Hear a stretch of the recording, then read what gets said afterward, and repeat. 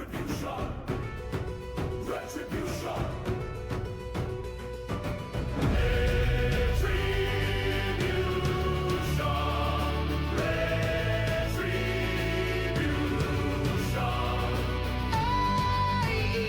AEL will rise again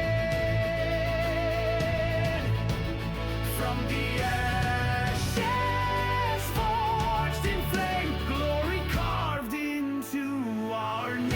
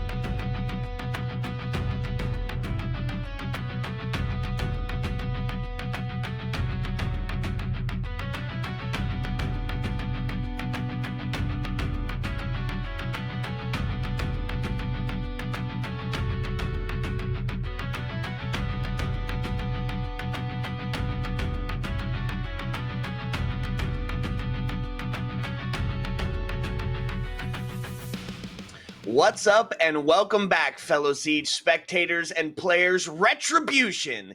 It is the echo of every wrong unpunished, the answer to every scar left behind, and it is AEL season upon us again. Best of threes coming at you. I am the Reverend Whiskey Glitter, and with me on the desk today is Icefire. What you thinking? I'm excited for today. We have some great matchups lined up for us tonight. I can't wait to get into these. But I mean, honestly, it's good to get back into some R6 action. It's been a while since I've been in some R6, so I'm excited to get back into it. Man, you just can't beat that. And best of ones, right? We're going to do some sprint to the ends. Got to lay it all out on the line. Let's check out some of these league standings and see exactly where some of these homies are hanging out at. Yeah, we can see already tonight. You'll see a new name up there, SkylineGG. That is the old Aeronite roster that is now renamed to SkylineGG, topping that Commando roster. They're also going to be our first matchup of the day as well against Baller. And then on the Ranger side, we have Temper leading the charge against US Army and the rest of them over there. So really looking good across the board for a lot of these squads out there. Yeah, a couple of standouts, right? We have the one big one just leading the charge, leading the way, 7 wins, undefeated, a huge gap in the points there between them. But I mean, it's fives across the board for some of our top performers in the league. And tonight, we're going to get to watch a couple of them. Yeah, and it's always fun to see the top of those boards try to hold their own up there because you never know what can happen, especially in these best of ones. It's very easy to just have an off night and then it's you just drop out and that's it for that, and you have to try to claw your way back up. So we'll have to see here as we get into these teams for this evening. Right tonight, SkylineGG taking on Baller. A little bit of a disparity between the two. You checking out some of these stats here. Heavily favored on the SkylineGG side across the board. Win percentage. Their attack is over 50. Their defense is a stronghold. And of course, it's objective play. Protect the president. SkylineGG has been great at putting themselves in post-plant scenarios. Let's see a little bit of how this first roster is going to be lining up for us today. SkylineGG. We're looking at Consulate. You can see it's very standard across the bands. As far as getting some of those shield operators off the board, working through some of those hard breaches. And in the last one, you can see it played at Sesh. We're able to take them down 7-5. And Team Sesh, known to be a pretty good team, may not be having the best run now, but known to have some of that aggression, and you can see it playing out in the stats. Yeah, I mean, these are good stats overall as we jump to our second team here today.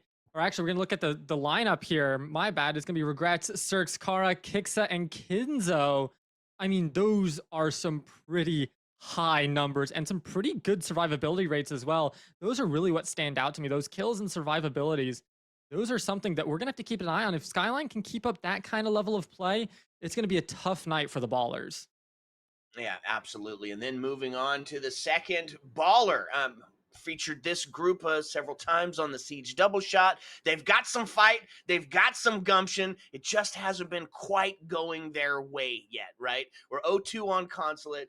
Very standard ban-wise as far as getting players off the board. So they sit into those default sort of strats and try to disrupt that default strat.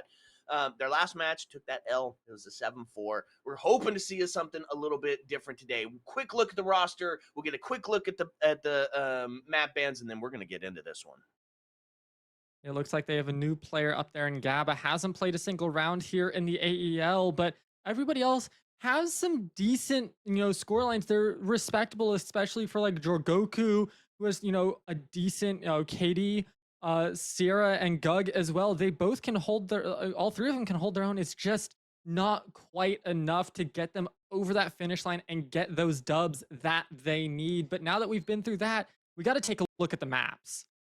That's right. The story is told by the battleground and where it's selected, and you can see a couple of critical bands off the board right away. Clubhouse, Chalet, Cafe, Lair, a couple of fun ones that really have that huge map scenario in Lair, in that triple floor in Cafe. You can see all the way down to it. we're going to head to Consulate. That's going to be a fun one. A defense-sided map a little bit, which is going to favor that of SkylineGG tonight.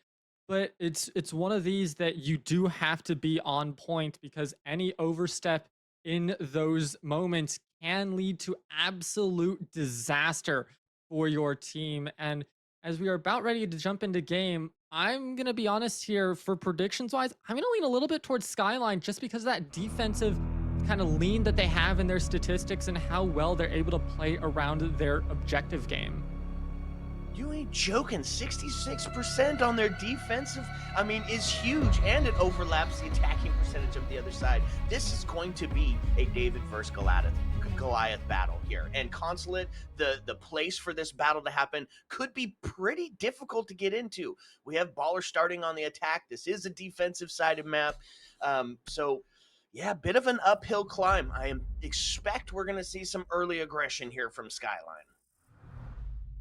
I would expect the same. I want to see an aggressive kind of push out on that defense to start things off. See if they can't deny some entry, or if the entry does come through, that they're able to stuff it quickly. I think that's going to be the best line of defense for them, kind of defense with attack mixed into it. And Baller's going to have to try and be creative. You noted that they like to play a little bit more stock standard. I think when it's a David versus Goliath matchup like we have this evening, you got to bring out the creativity. You've got to come up with something new that maybe SkylineGG hasn't seen before, or maybe not quite comfortable with, because that's really going to be the idea to get in and make an impact on this map, especially starting off on attack. I think you're absolutely right. What is going to be that strat? What's going to be that play that brings it out of the box, that catches Skyline going, whoa, what the heck just happened? Well, it's not going to be anything too crazy. We're going to start up on the second floor. You can see a couple of operators being brought that kind of necessitate some speed, right? Amaru's in. She could be that quick in and out of the window, set some of those gadgets off without putting too much danger on yourself. But really, honestly, the lineup that we're looking at here could be quite fun. Yeah, I definitely like the lineups from both of these squads. I think they do offer a bit of creativity on both ends. It'll be just who can execute on that creativity, because it's one thing to be creative, it's another to actually execute on said creativity, because if you're not actually able to execute on that creativity, it's really all for naught. And it's going to come down to, they're on the second floor. Can you stop them from really making a head hold into these into the actual Consulate itself, or are they going to be able to get in on the side of Baller and start to create some havoc and some chaos that might lead to some interesting kind of plays coming out? But this is really going to be what sets us off this evening. Okay, so time to get into it. Second floor, all abuzz. You can see that the senses, the smokes are already going off, and they are going to get active immediately. Aurora going to shut off the door, cut off the angles, and Fuse is going to get in and just start to plant. He takes it to 50, and just like that, a C4 is going to find 3, including a TK, answered back by 1, but it's a triple kill out of Kara that has completely stopped this Baller attack. We wanted creativity. We wanted something different that maybe Skyline wouldn't be able to hold up with, and they almost had it. They got that quick defuse plant almost done. It was probably 2-3 milliseconds away, just not quite enough time when that C4 came through, and now they have to try to regroup. Everybody knows where that diffuser is. They have to now get in there. They have 1:45, but they are down a member, and they're all just right there at that same set of windows. It's gonna be very difficult for them to get in here, Glitter. I'm very worried for Baller's side right now as they're trying to get some sort of purchase already. Yeah, and so going to try to equalize on some of that man advantage. Find yourself in a tough place in a 3v2. A couple of pre-fires through the head hole, holding on, hoping for somebody to throw a body, but it's just not going to be the case. So with 1:16, time to readdress and reassess, and they're going to start to swing in, and it's just going to be a quick peek. And you know what? We're going to break out the barbecue sauce for Kara. They come up with a 4-piece. Yeah, what a way to start this map off. We knew it leaned Skyline, and Baller came out swinging, just Absolutely, with a haymaker to start things off there with that early plant. It just wasn't quite enough because it was immediately returned with that massive C4 uppercut. Yes, you got a TK in there, but hey, if it gets two of the other and you're able to follow it up with a third, does it really matter too much if you're able to come up with something like that? I mean, basically perfect ace almost, right? We got 5 players Yeah, I off mean, the board. One of them was a homie. That part doesn't necessarily matter as much. So we take the first one, 2F, done data. We're gonna head it down to the basement for this next one, and really probably see a little bit more attention to the vertical Attackers need here, to right? A locate little and bit of an defuse as many extension, bombs as they can. potentially on the board. You've got a zombie, so you can redirect, right? The architect is here, which means you can Bomb keep located less by people attackers. inside and hold on to that heavier extension or that heavier roam.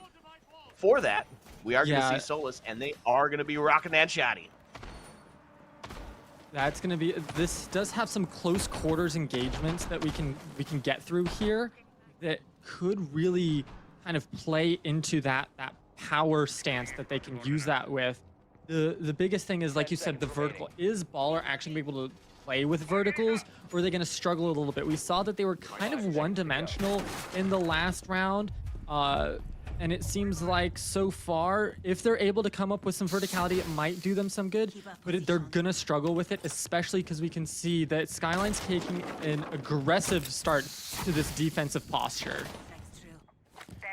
Yeah, I like it. Extend all the way up to the floor. On the basement for Consulate, verticality is incredibly important. So thinking ahead, they're going to try to stop it. A little bit of a back push in, but Bandit's there for a bit of tricking. Monty to hold on to the window so he can do it with some relative safety. So it's strat and counter strat here, Ice. Yeah, and this is exactly what we want to see. Strat, counter strat, strat again, come up with something different. You can see they're starting to play maybe with a little bit of verticality. As you can see, Regrets gets tagged by someone just below him, but not quite going down just yet. Makes it a little bit difficult as Kixa's trying to come up with something, but nothing quite where they are yet. As Cirx is the one that's under a little bit of pressure here. Definitely getting pressed on the side of damage done. Skyline, as they have to kind of counter strat a bit from this early aggression coming out of Baller. Man, took a peek there and almost lost their life for it, but you're right. When the dust in the health battle, Baller currently sits at the top of it, but they had to do a little bit of a redirect, a little bit of a reassess here because their initial plan got stymied very quickly. So all the way up to the roof, get some drones in, take another look, and then we'll get back into it. And I really want them to use their drones, gather some vision, gather some intel to make a coordinated play that can utilize the advantages that they've built for themselves. That's really the big things that they need to start building off of right now. There's 1 minute and 10 seconds left, so you have plenty of time to do something like that. It's just, do you have the coordination and the shot calling within the team to make it happen? But Kara puts a big stop to that, as Jorgoku's going to be the first to fall in this round. A huge first on a bit of a heater, sitting 5-0, claims another, and then see the zombie rotate back down to side. So now we can see a little bit of a turtle strat here as everybody outside of the Solus has made their way back. Monty a little bit trapped as he's stuck between the fire and a gun and a C4 to go out, but it's bounced off and almost cost a life. Kixa able to find 2, and now it is just falling apart. Man, it is the battle of the Ks. Kara and Kixa just going absolutely crazy as they start this one out. What a way to start off this map. Again, it was a good kind of early round coming out from Baller, gaining that health advantage, poking and prodding Skyline, seeing where there was maybe some points that they could pressure in that defense. And then Skyline was just able to rally. They were able to come back and absolutely shut the door on that execute coming out of Baller. Kara and Attackers need to Kixa locate and defuse just bombs. stepping up huge. Low health doesn't matter. Shields be damned. We are going to take the fight to you and win Attackers them. have located a bomb. And it's tough when you find yourself on the wrong end of some defense aggression. It was stymied the first attempt to get inside of the building with a devastating hold by the architect, and then followed it up with just absolute cinema gunplay on the hallway area. It's just tough. It's tough. So now we're going to see the the first floor, right? The true test here for SkylineGG is the test on the Tersh, if you will, and probably one of the better chances that Baller stands at winning their first round. Yeah. We've seen that they have the creative juices flowing from Baller. They haven't been able to quite take it over the finish line and execute on the advantages that they build for themselves. So that's something that we need them to do with this round. This is probably the easiest round for them to make something happen in regards to that. So we need to see them do it right now. And a little bit of some sketchy looks there, but they're able to get out of that hairy situation decently well to start things off. You notice it's going to be Kicks going with first. The P10 Roni going to take a well-placed headshot and take Ace off the board. A second to fall. As, oh man, it's just starting to feel tough for the side of Baller. 2 off the bat with 2 minutes left to go, which means defense can now just sit back and rest on their laurels. Panel open. C4 out.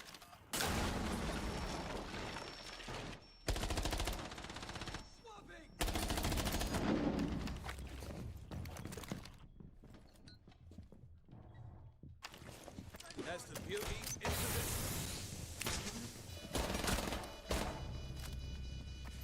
Oh, there we go. Okay, I'm back. 4-1. God, what has just happened? But it just falling apart for the attacking team. But it's in a post-plant scenario. Defense still able to pull this one back. It was a 3-0 perfect start for SkylineGG, which now means the Ballers got it in their corner to do a little bit of adaptation now. Now they know what Skyline's bringing to the table. Let's see if they're going to be able to combat it. Yeah, it's going to be a adaptation in the ban here. See if they can't maybe take something off that helps them out a little bit. But I don't know here. I mean, you can take something off, but it feels like it's more of a fact of Skyline having strategies in place overall for what Baller is bringing to the table more than it is operator differences. It just feels like the lineups are cleaner coming out from SkylineGG. The positioning and the communication and teamwork coming out from Skyline just feels a little bit more cohesive than that of Baller, and that's really what's setting these two teams apart right now. More than any operator ban, I feel like could make up for that difference. Yeah, I could see it. So the too long didn't read on that one is Skyline is not winning them. Baller is going out and losing it currently. So this is a perfect place for that adaptation, right? Now you've seen what they bring to the table.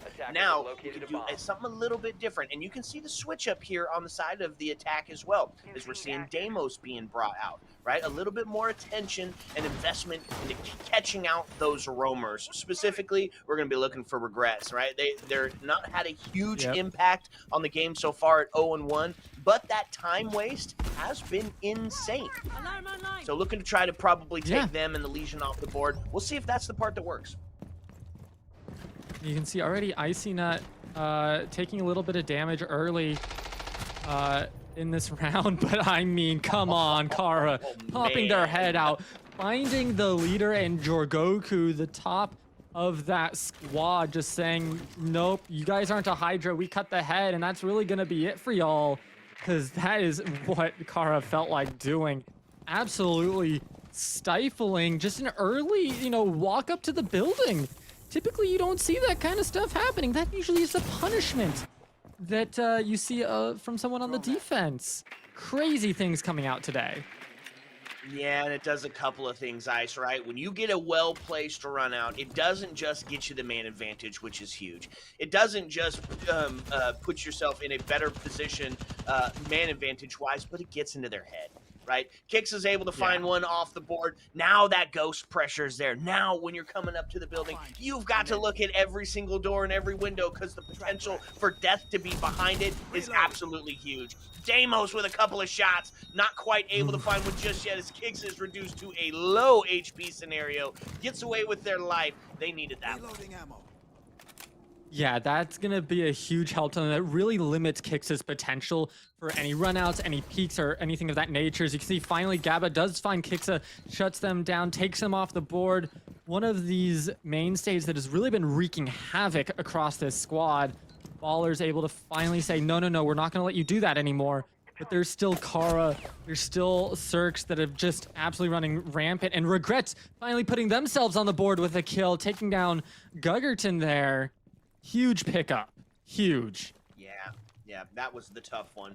That's the one that you needed to go into your direction, and unfortunately, unfortunately for Baller, Regret's going to find that kill. They're going to claim that man advantage by 2 now, and the rest of the round seems all but over, even though there's 54 left into it. We're on the split site, so a little bit of shenanigans going on here as a wallbang's going to ring out, and it's double shotty play for that close quarter combat ended.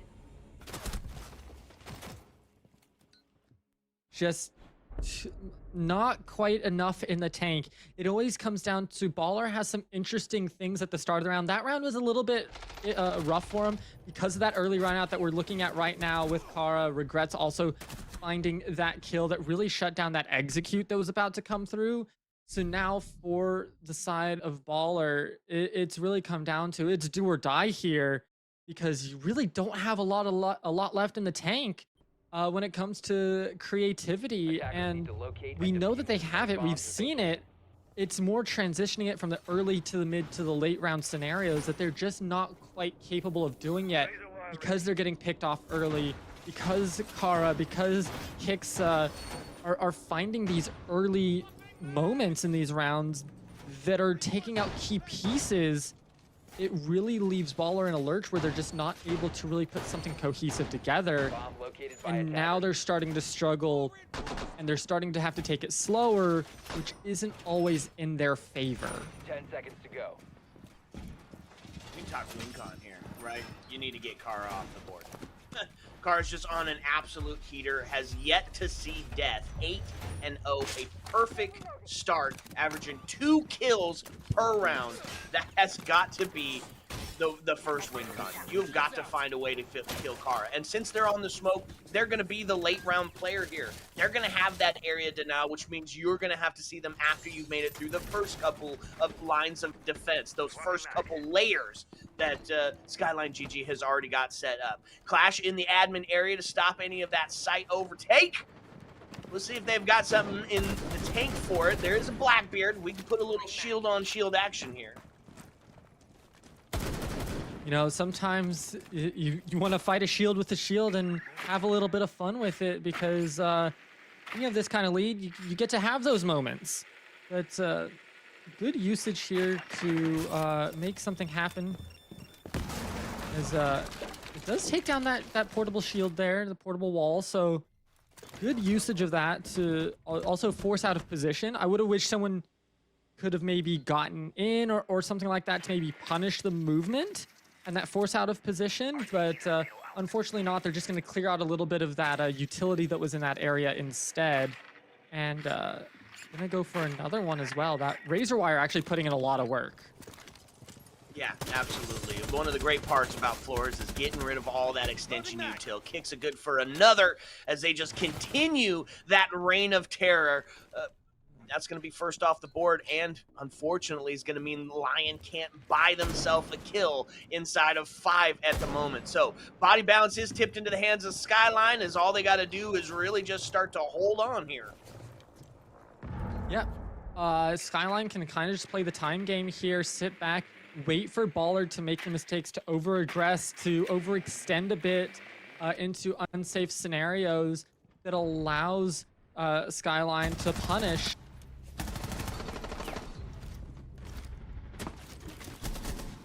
Changing mags. The end of Guggerton, as it is just falling apart for Baller here. Be kicked on. The triple kill is going to leave Flores the last alive to try to get this one done. And in a 1v5 scenario, we're looking at a 5-0 start. Sheesh. Just once again, just very easy for them. They set up these crossfires, and Baller just doesn't have anything in the tank, it feels like.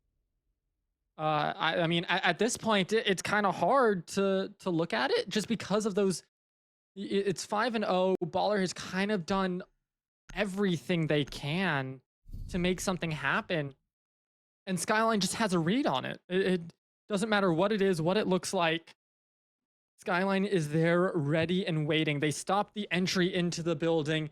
They then understand that there's going to be a wraparound coming through. They set up that crossfire so they can just start ripping them apart. And it was Guggerton, not Sierra, and Jorgoku that just got collapsed on, and there was just nothing that they could do. And then it was just Arxendel and Gabba left to their own devices, and they were just run down in their own time. Yeah. It's it's tough. It is a tough. You've seen some good points out of Baller, right? They've had some great coordination.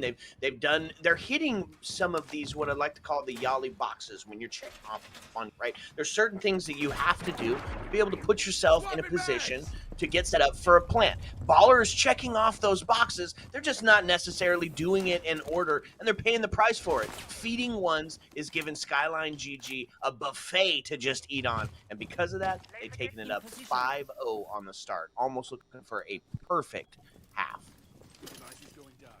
Yeah, and when you look at the order, it's almost like there's an order of operations that you have to follow.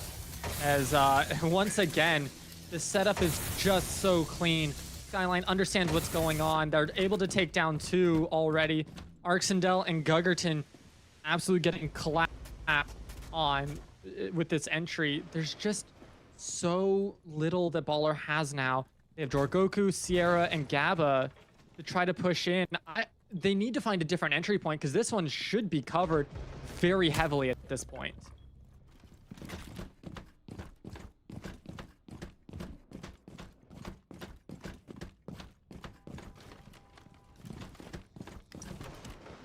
And looking now, there's Sierra going down. It's all up to Jorgoku at the end. The shield just right there. Everybody knows where Jorgoku is. There's just nothing that they're able to do from here. They're going to try to maybe find something, but it's not going to happen. Akara with the shot, he shuts him down. Just says, nope, you're not going anywhere. 1, then 2. You're not going anywhere. You're on the stairs, and it's a perfect half coming out of Skyline. Baller on the defense. They have to make something happen here. Otherwise, it's all for naught. Well, when we looked at the pre-show, this is definitely the area where SkylineGG didn't excel as much, being, I believe it was 51% on their attacker side, which is still quite a bit better. Now, the thing is, a little bit closer. Baller's got a bit of a better defense, right? They put something together a little bit more successful. So, potential, I mean, the reverse sweep, I don't buy it, right? I don't think that is probably coming, but the potential to see Baller catch a couple of rounds, and that's going to be important, especially moving on in the league, right? You don't want to have that shutout, right? Because that's where things can really start to play on your mental. That's when you're questioning, can I even do this? Can I compete at this level? So this next round, gonna be a big one for the future of Baller even. Yeah, it's a mental game at this point. Maybe not for this specific matchup, but for future matchups. It's gonna weigh on the mental to get perfect mapped. It's the last thing you want to happen. It feels like you really had no fight in it, and you're just outclassed, which is not something that happens a lot. You know, especially when you have all the tools and you're utilizing them appropriately, you're just not putting PEMDAS correctly in the right order. It's like M, S, A, D, E, P. You know, something weird that's just not working out.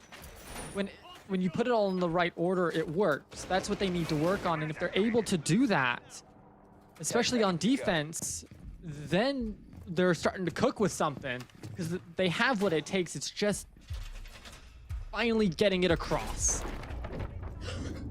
Yeah, that's the tough part. I've cast Baller quite a few times, and there's some goats on the team. Arendelle, Jorgoku, Gugton, players I've cast quite a few times. They've got the skill. Just maybe not their day or not their map, but we'll see if they can at least get one on the board to start us out. They got to be perfect now for 6 in a row to bring this one back, and you can already see SkylineGG going to throw a little bit of aggression their way. They've got something held for the verticals, Bucks on the board. They've got that agent of chaos that is Ying and those devastating Candelas, and then covering up sound with the ramp, creating that vert with the ramp. I mean, this is set up to really just try to punish a defense that's going to be mostly down inside. That's where you can see it. Well, actually, they've rotated up. We've got 3 members up here protecting the vertical now. Not a bad idea, and they're going to see their first bit of contest right here. Yeah, I like this aggression coming out from Baller, just saying we're going to match aggression with aggression.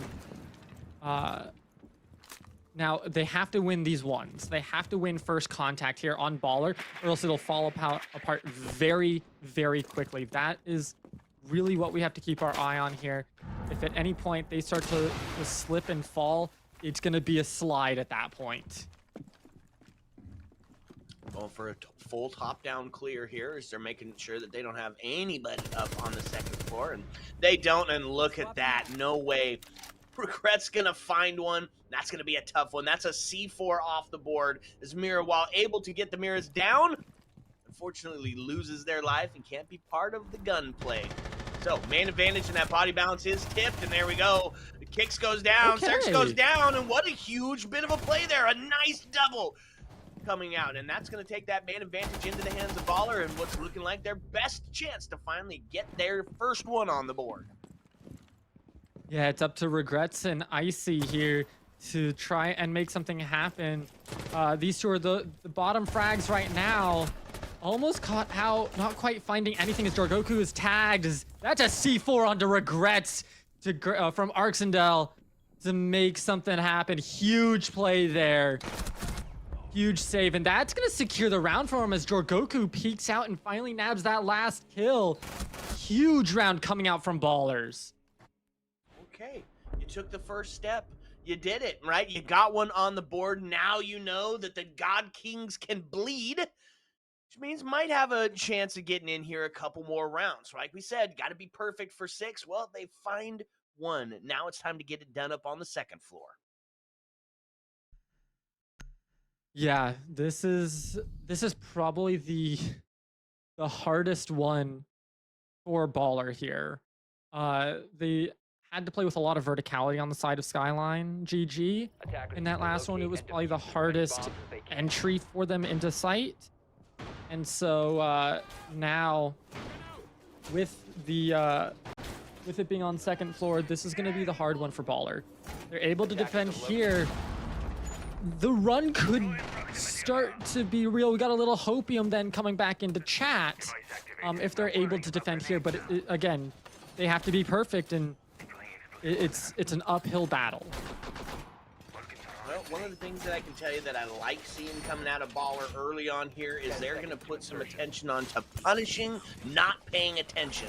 The cap can is on the board, and while we head up to the second floor, while only putting 1 cap can trap on the doors, and you're thinking, why in the world, right? It takes 2 to down, 3 to kill on some operators. You know, why are we only going 1? That's because they think SkylineGG is going to be bringing something quick. So a couple of 1s across the board. Not only does it mean that you're going to have to check every single door and window as you're coming in, but also it's little bits of damage, and that's 5 more times that you got to look down from the engagement as you're making a swing on a door.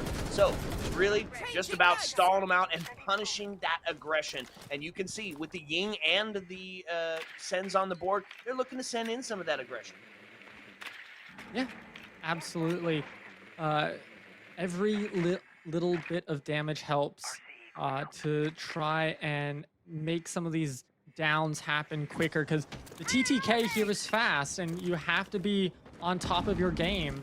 So every little extra round matters in that magazine, and if you need 1 or 2 less, well, that's a down versus you going down. So Baller playing it smart, understanding what Skyline might be trying to do as they get into this. But there's still a lot of this round left to play. Skyline taking it a little slower than expected. I figured a little bit faster. Kixa is tagged up for a little bit at about 50 HP here. So a good trade on the side of Baller to start things off. Yeah, they are taking their time as they're making their way in. There's going to be a quick swing, but it's going to be paid the price as that DMR is going to ring out and claim the battle over the Vector. Man advantage to be had now to the side of SkylineGG's. They take that body balance, but it comes at a price, right? There's some damage that has been done. They've claimed some space.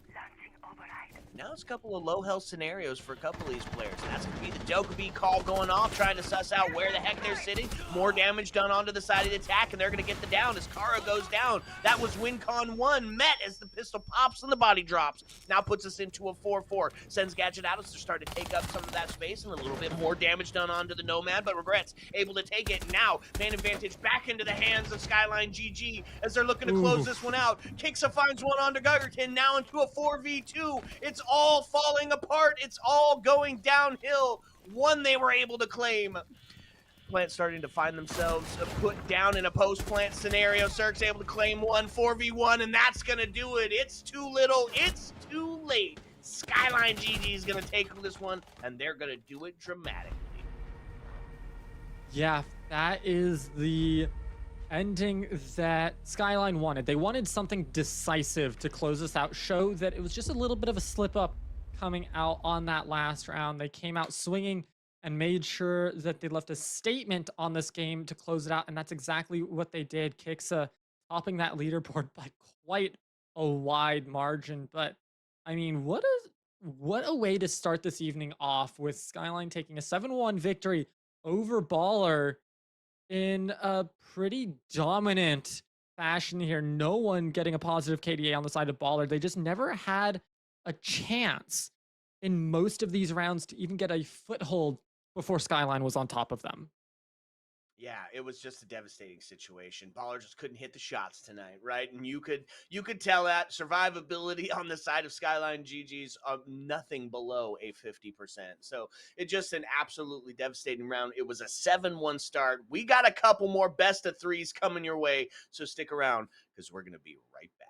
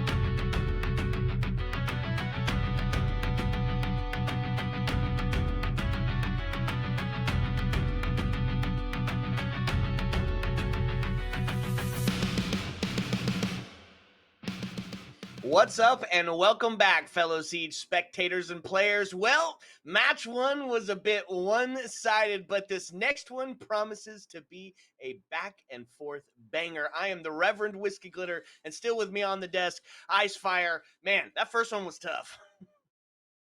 It was. It was a little bit of an appetizer, wet your whistle type of moment there for us as we really get into the meat and potatoes of tonight in this second match of the evening. The one that I think a lot of people are ready and waiting to see, because this has major implications for the standings up top, as we have Mist versus US Army. And this is one we can see here in the stats right now. They're pretty evenly matched. Yeah, second and third place respectively, off by one win is U.S. Army, currently on that win streak. Oh, missed esports as well, but that's where the stats build. They are very similar. Win percentage, attack, even defense is very close. The only little bit of that lopside is U.S. Army does get a little bit more of that protect the president play in, a little bit more objective focused, and depending on where we're heading, that could prove to be one of those difference makers. Yeah, anytime that you can eke out an advantage like that, the better chance you have of winning. So you can see here, Mist looking good on these stats across the board. Of course, the player to watch here is Obsixin, as I mean, they have some really good numbers. 58 kills, 32 deaths. That's going to be a hard one to top here, Whiskey Glitter. Yeah, absolutely. Going in, punching them straight in the face, and then claiming space. And no, Clubhouse being that most played map, they're 1-1 currently on it. We said earlier they're on that win streak, so they've got a little bit of momentum built up into it. And on their like bands wise, it's still pretty cookie cutter as far as it goes, right? Get the shields, get the hard breaches off, and then on the defensive side of it, they like to get rid of the pace setters. Castle and Azami specifically being two of those operators that really can slow a defense down. So I like what we're seeing out of it. Let's take a quick look at the roster. Who's playing for Mist? Who's bringing the heat? Yumzy, Flexa, West, Obsession, and Caden. A couple of names that I've cast before, so a couple of these players I know a little bit better. And yeah, Obsession really looking to see them be the highlight of the round. Yeah, you can see there just how much they topped it. But taking a look at US Army Esports now, Nighthaven, their most played with a 2-0 record. They're really good stats on that. Definitely one is very, very similar bands coming out. But the player to watch, Pin, another one of these absolute just sock you in the face up front heavy hitter with 59 kills and a KD of 1.97. That is an absolute mountain to climb for anybody who goes up against them. Man, yeah, that's incredible. That's a tough one to get past, and that means when he is firing, people are dying. Nighthaven being that map that they really get into, currently on a 2-0 streak for that one. So, speaking of map bans, right, speaking of the battleground, we're going to find that right after the roster. I did it last match. You do it now, but it's the MCQ. You know, sometimes we have to take turns having a little bit of fun here, but it's gonna be MCQ, Fighter, Pin, Louis, and Galaxy to round things out here for US Army. A lot of them, once again, you know, really able to hold their own in a lot of these fights and make some big plays happen. Yeah. I've seen the U.S. Army play a couple of times. They're a pretty together squad, so that coordination obviously goes hand in hand with, some of their outside of siege activities. So we'll see that play out here. A couple of bands right off the board: Clubhouse and Layer Gone, Chalet and Bank to follow. Consulate and Border, man, that only leaves a couple of fun ones left on the board to even play. Ooh. Skyscraper and Cafe get banned. That means, Ice, we're headed to Nighthaven. US Army gets their pick. We're going to Nighthaven. This is going to be hard. You know, this is their pick. And seeing how close the stats are, seeing that Clubhouse was banned, but Nighthaven went through, that leaves me a little bit worried for Mist. You know, they have great stats. They have great players. But whenever you're going up against a team like US Army on their map pick, where they've played the most and have some egregiously good stats on, it's leaning more. It was even, but the scales are starting to tip a bit here. Yeah, sure. Well, with not very many games played, Nighthaven could be a sleeper pick here for Mist. I'm hoping and It could fingers be. crossed that this is going to put us all the way through to overtime, right? I'm wanting to see the back and forth, wanting to see something cheeky, something outrageous. And you know what? We're going to see it right now. Nighthaven is getting started. U.S. Army 6-1, taking on Mist 5-1. The battle has begun. We got to get our meat and potatoes right here, right now. It's up to these two teams to give us our sustenance of Rainbow Six for the evening. And Zombie Maverick, first one's taken off the board. Pretty standard stuff here. Nothing out of the ordinary just yet. This is pretty expected coming out of these squads.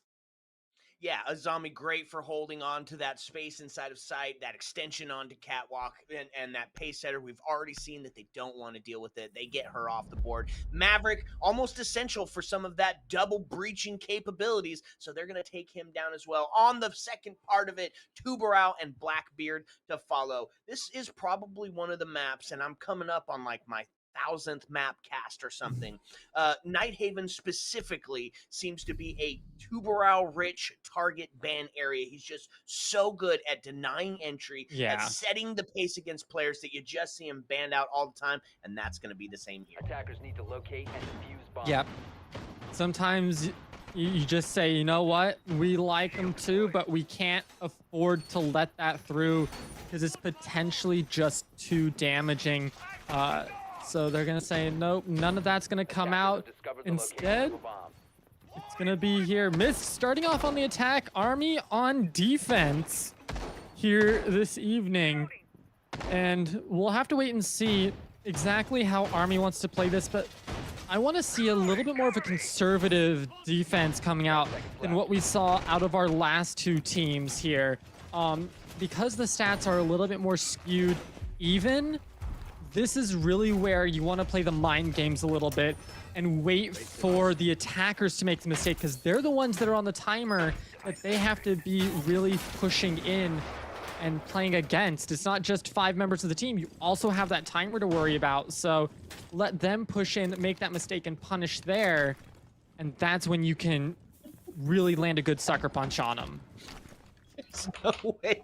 That is so tough to start it out. Can't quite get the right mirror placement. Trying to go for a double up on the corner action and not going to be able to get it down just yet. Some bandit tricking going to stop part of this entry, but now bandit in some trouble, and Yumsy already going to take him off the board. It's an L85 to claim alive, but answered back immediately as Flexo goes down. So when the dust settles, you can see that the shield has made his way onto the top of the catwalk, took some incredible space. They've got the breach open already, and there's been a couple of trades back and forth.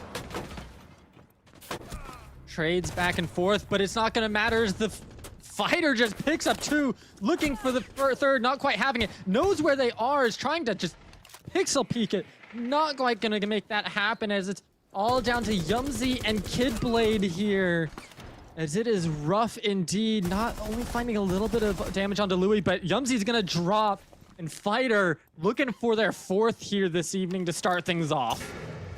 Yeah, and it was an absolute bloodbath, right? That wasn't just a flank, that was a surgical backstab, and they paid the price for it. Now into a 1v4, C4 goes out, it's not going to connect, and we're going to put ourselves into a prone position to take this next bit of battle. Good for 2, though! Good for 2!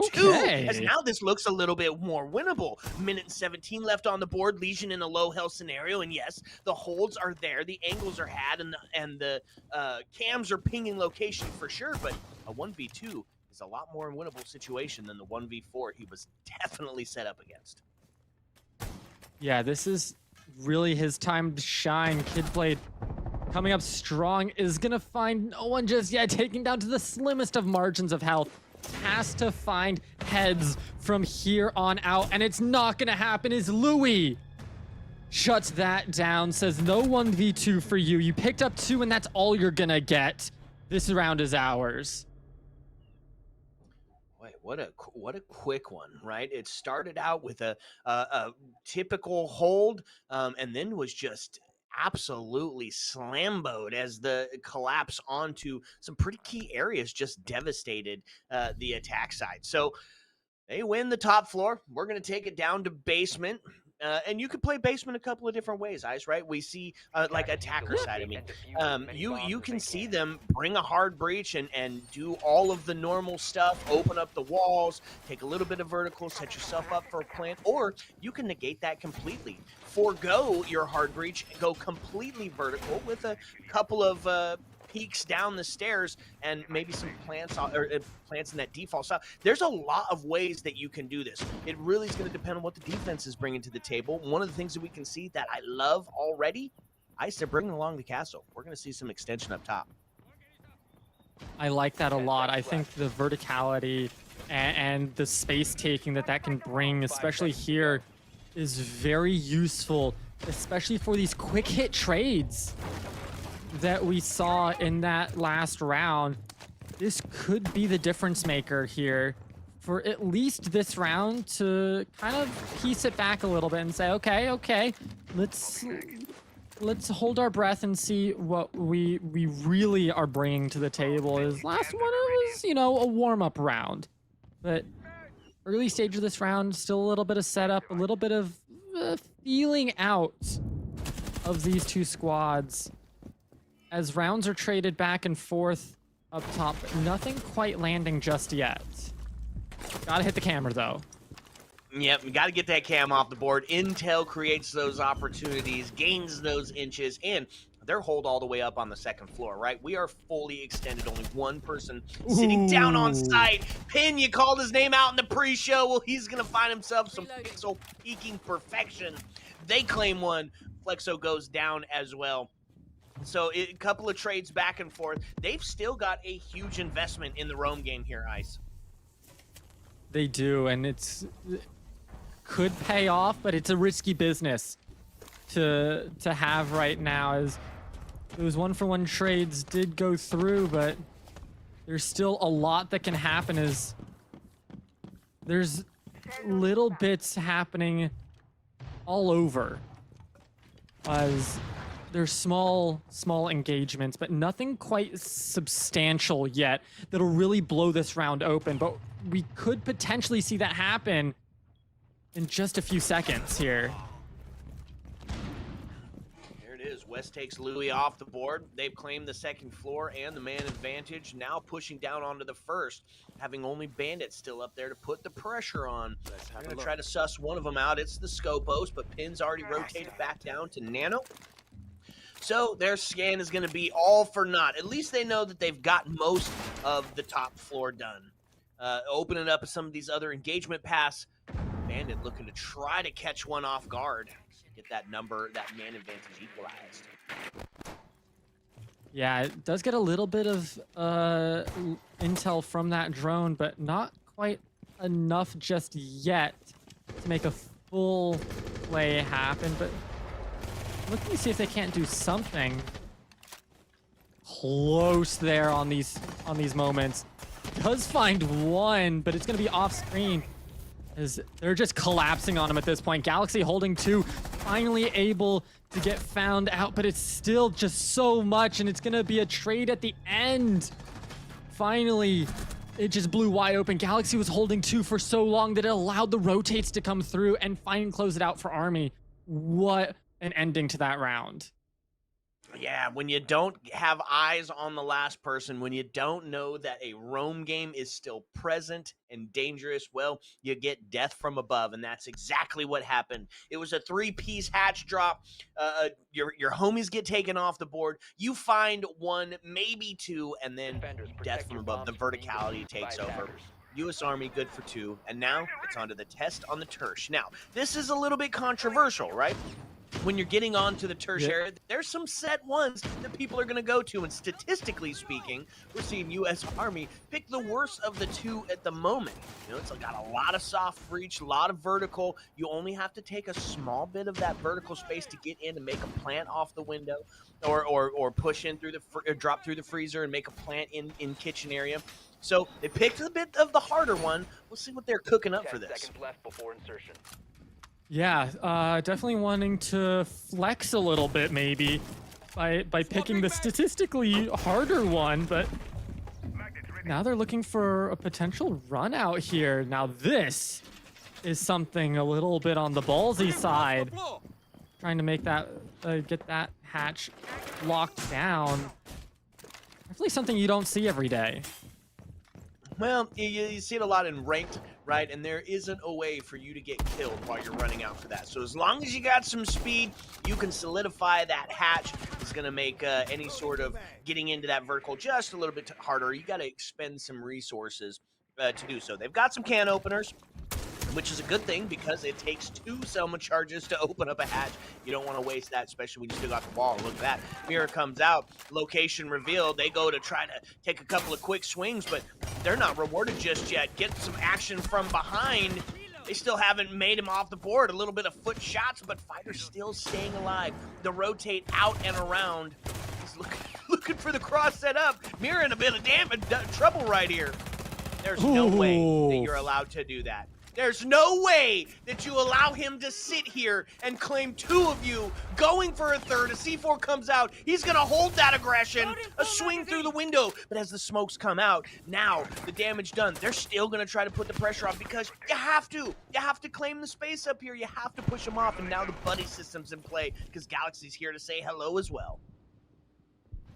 Yeah, I mean, the fact that Fighter holding 2 takes both of them down in just absurd circumstances, and now Kidblade Pixel finally takes him down from the back, and it's just insane here from Fighter, holding off so many so they can hardly make any plays. Any entry into the map is it's a 4v2. Yumzy and Kidblade both knocked pretty heavily, but they don't have much left in the tank to make something happen here against Army. Yeah. So, still have some of that second floor presence as Galaxy's here holding off single-handedly the last 2 members that are alive for Mist. A tough round to find yourself in, and now with only 40 seconds left on the board, feels like we're starting to see a tough situation building up.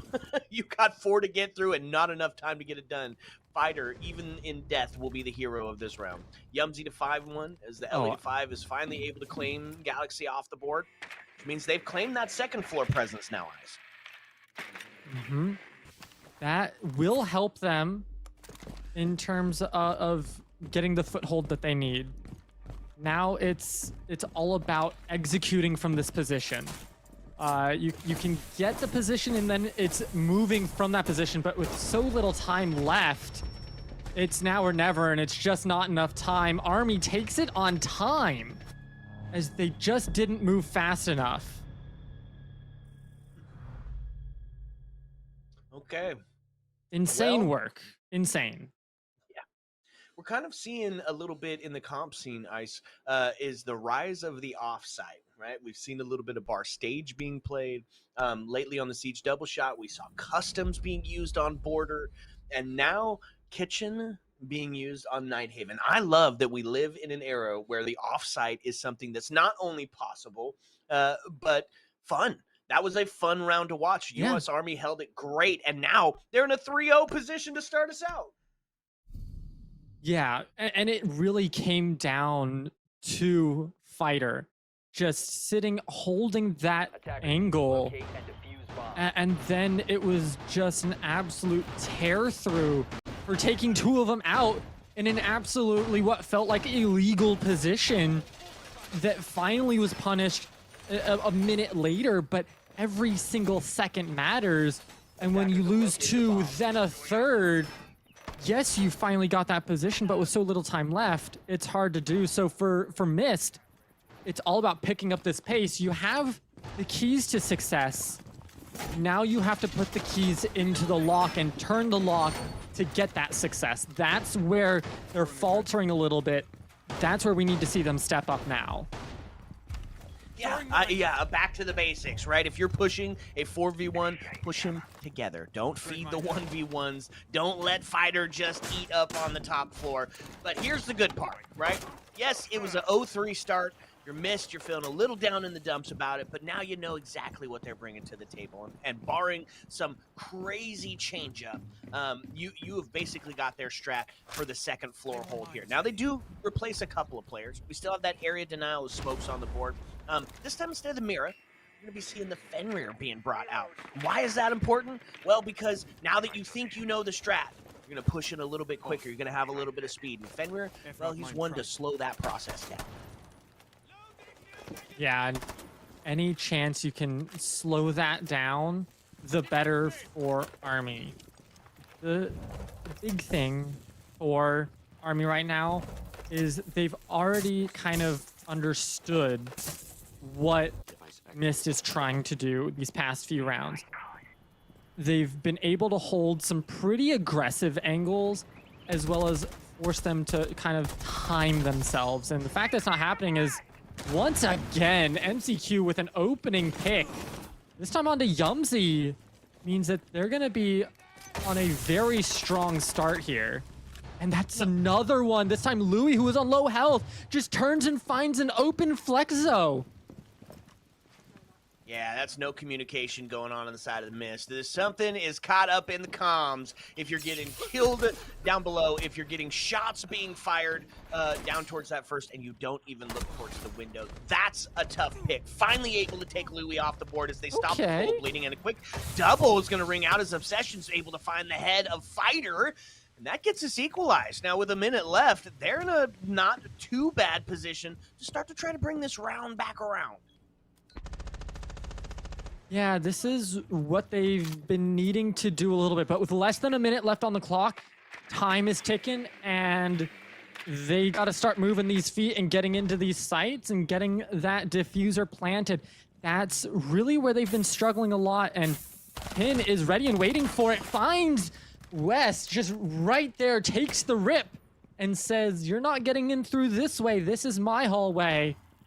And now that just slows Mist down even more, as they have to check every single corner in this 2v3 because there's so many angles to get into this site.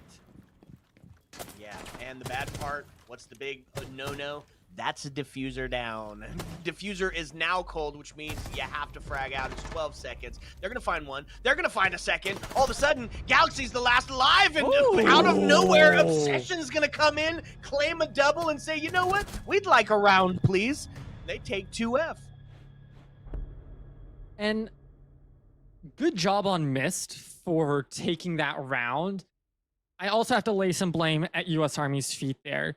They should know that diffuser went down. They should have picked up eyes on that, had that communicated and said, we hold our angles, we don't peek. We wait for them in case they overextend, but we're not going to aggress. We have everything on our side. And they didn't do that. They tried to ego it a little bit, say, we can win these fights. Instead, they go down to a double and then and then it was a 2v1. Just easy kills. So again, you know, good job on Mist for being able to close it out, but US Army's got to clean up that play at the same time. Yeah, bit of a misstep there. So what are they going to do? They said, you know what, run it back. We shouldn't have lost that. That was our map to win. We can do it, and they bring a pretty similar lineup. We've got the area denial doubled up as Goyo's on the board as well. Really going to make sure that they slow them down. I think the big principle here, the big thing that we're going to need to see from Mist is a little bit of map awareness, right? A little bit of game sense, as we've seen a couple of crazy kills, and it's going to start right here as the run out happens. Well, you know what? Not going to find the game sense there. Fighter claims one, and that was a big one off the board. If you have some roamers on the game, well, they're a little bit safer with Dokkaebi gone. That is Pauses to type in the all chat. You know, when you make a play like that, I think you've earned a little bit of leeway to do that, because that was a really slick run out. Just catching them unawares and punishing now it's all about continuing this, I wouldn't say aggression per se, but ability to just punish. The lackadaisical method is Obsidian actually finds Fighter out, and well, Yumsy has to back away after getting a little bit of a knock from the gas. Not what you want to see out of Fighter to go down there. Okay, so starting to make some push in. Spearhead gets stymied, but you're right. They find one. They equalize on the man advantage, and that feels a little bit better if you're a fan of Mist Esports. But now, here's the thing. Now, you got to move off of that, right? You got to move off of taking that kill and take some of that space. So they start to push in. They got a strong connector hold here. Their presence is. Grenade comes out, and they make the swing, but Pin yet again with a shotgun is going to deny entry. No Blitz making his way up to put some pressure onto the shotgun. Will he be able to pull it off? Looking for it. It's the flash, but the Warden is there. So instead of pulling out the flash, he gets shot in the feet a little bit. Warden with his special goggles on avoids the pistol pop for the body drop. Comes back with a shotty in hand. Takes another shot towards the toes. Kid's gonna find one as Galaxy goes down. Numbers get equalized. 56 seconds on the board. We get aggro onto the Blitz as the Spearhead starts to push up. A pistol, not gonna find anything just yet. As we still sit solidified, stuck, stymied. Every little second matters, especially for Yumsy, who's just getting whittled away behind that shield. And they don't have much longer. It's the slimmest of margins keeping them alive. There it is. They finally drop. That's also the diffuser down. They're going to have to try to pick that up.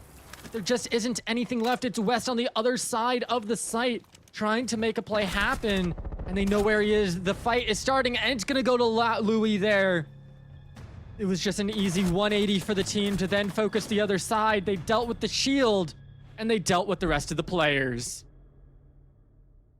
Well, they said it was a run it back time, thought they could handle it, and it turns out they could. They find themselves up 4-1.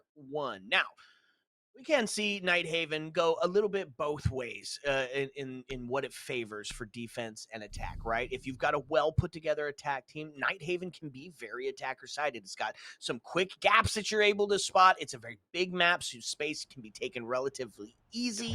But if your defense is the one that's firing on all cylinders, then it's staying a solidified defensive-sided map. So here's the big implication. Right? If Mist Esports takes one more round, they put themselves on that standard split, and, you know, honestly, I don't think they feel too bad going into their defensive half, right? Because, obviously, their defense is going to be a little bit stronger towards Nighthaven. We expected U.S. Army to be good on the defense. Now we'll have to see after this round if they're going to be able to get that same momentum done on attack, where it is a little bit harder. 10 seconds to go. Yeah, they've had a... When their defensives have gone really well, they're playing a very aggressive defense. These early runouts, stopping some of the early util that comes out of Mist, some early trades going in favor of U.S. Army as well. That's really where they build these winning rounds off of. And for Mist, I mean, as Fighter does it once again against Flexo, I mean, you just can't leave this guy alone. It seems personal at this point, Ice. That's three separate times that Fighter's taken Flexo off the board. It's like they met in ranked ladder and Flexo flexed on him or something. And I mean, at this point, Fighter took it personally and said, no, no, no. When it matters most, I'm coming for you, bud, and shutting you down. Because damn, is that three? That's three. Just absolute demolishings by Fighter, because Fighter hasn't even taken a lick of damage yet. Yeah, yep, he's got his number. Once up by the Aqua Door, twice on the spawn peak. Tough place. Okay, so back to the drawing board for Flexo. Is he? Yeah. Oh, yeah. You know it's coming. It's in your head. You got to get it going. Fighter able to take another one, but finally gets taken off the board. His kid's finally able to take him down, but the damage has been done. You've lost your vertical, and you've lost your spearhead, which means all the defense has to do now is hold out, and they're not going to do that either, right? Vigil, Pin, the person that we talked about in the pre-show, still up on the second floor, just causing absolute havoc. So they've got one to go up and deal with him, and one on the breach, one on the first floor. They have all of the tools necessary on the side of U.S. Army to halt the side of Mist. It's now just holding the aggression and waiting for Mist to come in and make the mistakes. As long as you don't over-aggress, you're fine. But West finds Louis, and that's a big pickup. Louis's been absolutely pristine in a lot of these end-round scenarios. So they find the equalizer. Barbar is going to give a location away, but Accession is going to take one off the board.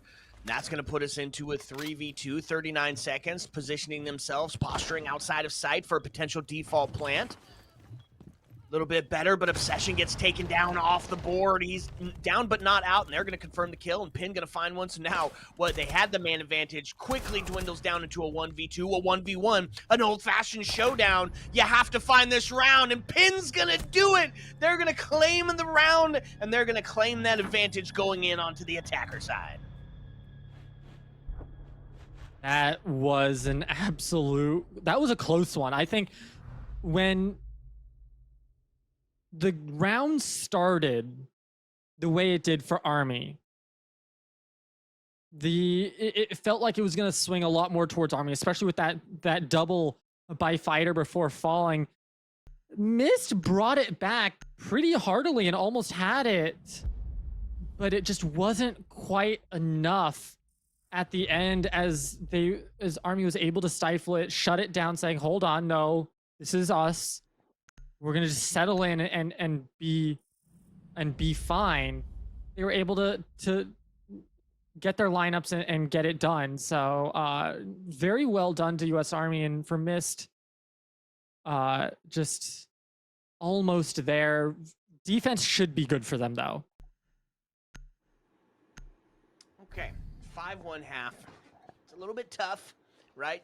You got one of them on the board, but this is a skyscraper scoreline to start us out. Attackers need to Means locate and defense, defuse you as many gotta be bombs as they popping. can. You're gonna need those early picks. You're gonna have to answer that fire with fire and keep the U.S. Army guessing onto where you're gonna be at next, or this is gonna be another one that's gonna be over and done in just a few.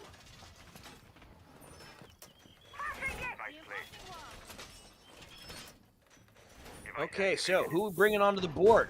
Mist, gonna go for that slow down city. You expect to see U.S. Army get active and engaged and aggressive early. So what do? Area denial in the hands of the smoke. You slow them down with Clash and that new rework that has made Clash pretty devastating. And then some operators for your shields being brought out. You can get that full break and potentially get some toe shots going on, and then the static hold. Azami, Flexo, looking to finally get his first kill and become a part of this match. Not going to be able to be spawn peaked this time, at least. Yeah, it's going to be... I mean, looking at what we have going on, I mean, we're getting a lot of intel from this drone here. Getting actually quite deep without getting spotted, which is very surprising with how much they got. It's now just, can they execute on this intel, and has anything changed since then? We're gonna find out here in just a few seconds as they start to open up some holes for them to get into. These are tight margins that they're playing with here. Really taking their time and making sure they do this by the book. Floor's getting rid of some of that extension util, putting some pressure onto some of these players that are extended just a tad. Clash still looking towards that back room. He's got double duty as the window and the breacher opened up. Nobody putting any pressure on him just yet. The Bees come out. Now they're going to start looking for him. Capital and Grim to get active towards taking this Clash off the board. Couple of can openers in hand. Nothing quite yet. Now they've got some smoke. Now they've got some fire, and that's going to push Clash back into the corner. The Bees have stopped. They don't know if he's still there. There it is. Now Flores starts to take a push in. Not going to find the kill just yet as Yumsy gets a lot of damage. Clash goes down. Now the shotgun in hand to try to stop the push in from the doorway. just kind of slowed down and stopped. Reload. Attack gonna reassess here a little bit as they find that first kill. They've got some intel onto the smoke, and now they're gonna try to force them back and put themselves in a position to get a plant down, which is what we talked about in the pre-show. Very objective-oriented here. Fighter's gonna find one as the trade onto Yumzy comes out. Man advantage still into the hands of U.S. Army. 50 seconds as it starts to count down. A couple of shots through the smoke. He's gonna see him, and Flexo's finally gonna get on the board as he gets a little bit of retribution onto Fighter. Pin and Louis, though, able to solidify back up, and the plant's starting to go down. Now it's gonna be Obsession, alone on an island. A 1v3, Destiny in his hand, but he's got to pull something crazy off to bring this one back, and it's not gonna happen. Pin's gonna find him, and they're gonna put a pin in it. It was, yeah, it was so close.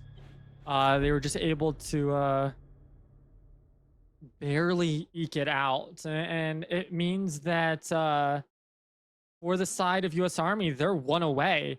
And what we thought was going to be a close match, I mean, it's been close in the rounds. It's just been U.S. Army having that little bit extra that has allowed them to come out on top.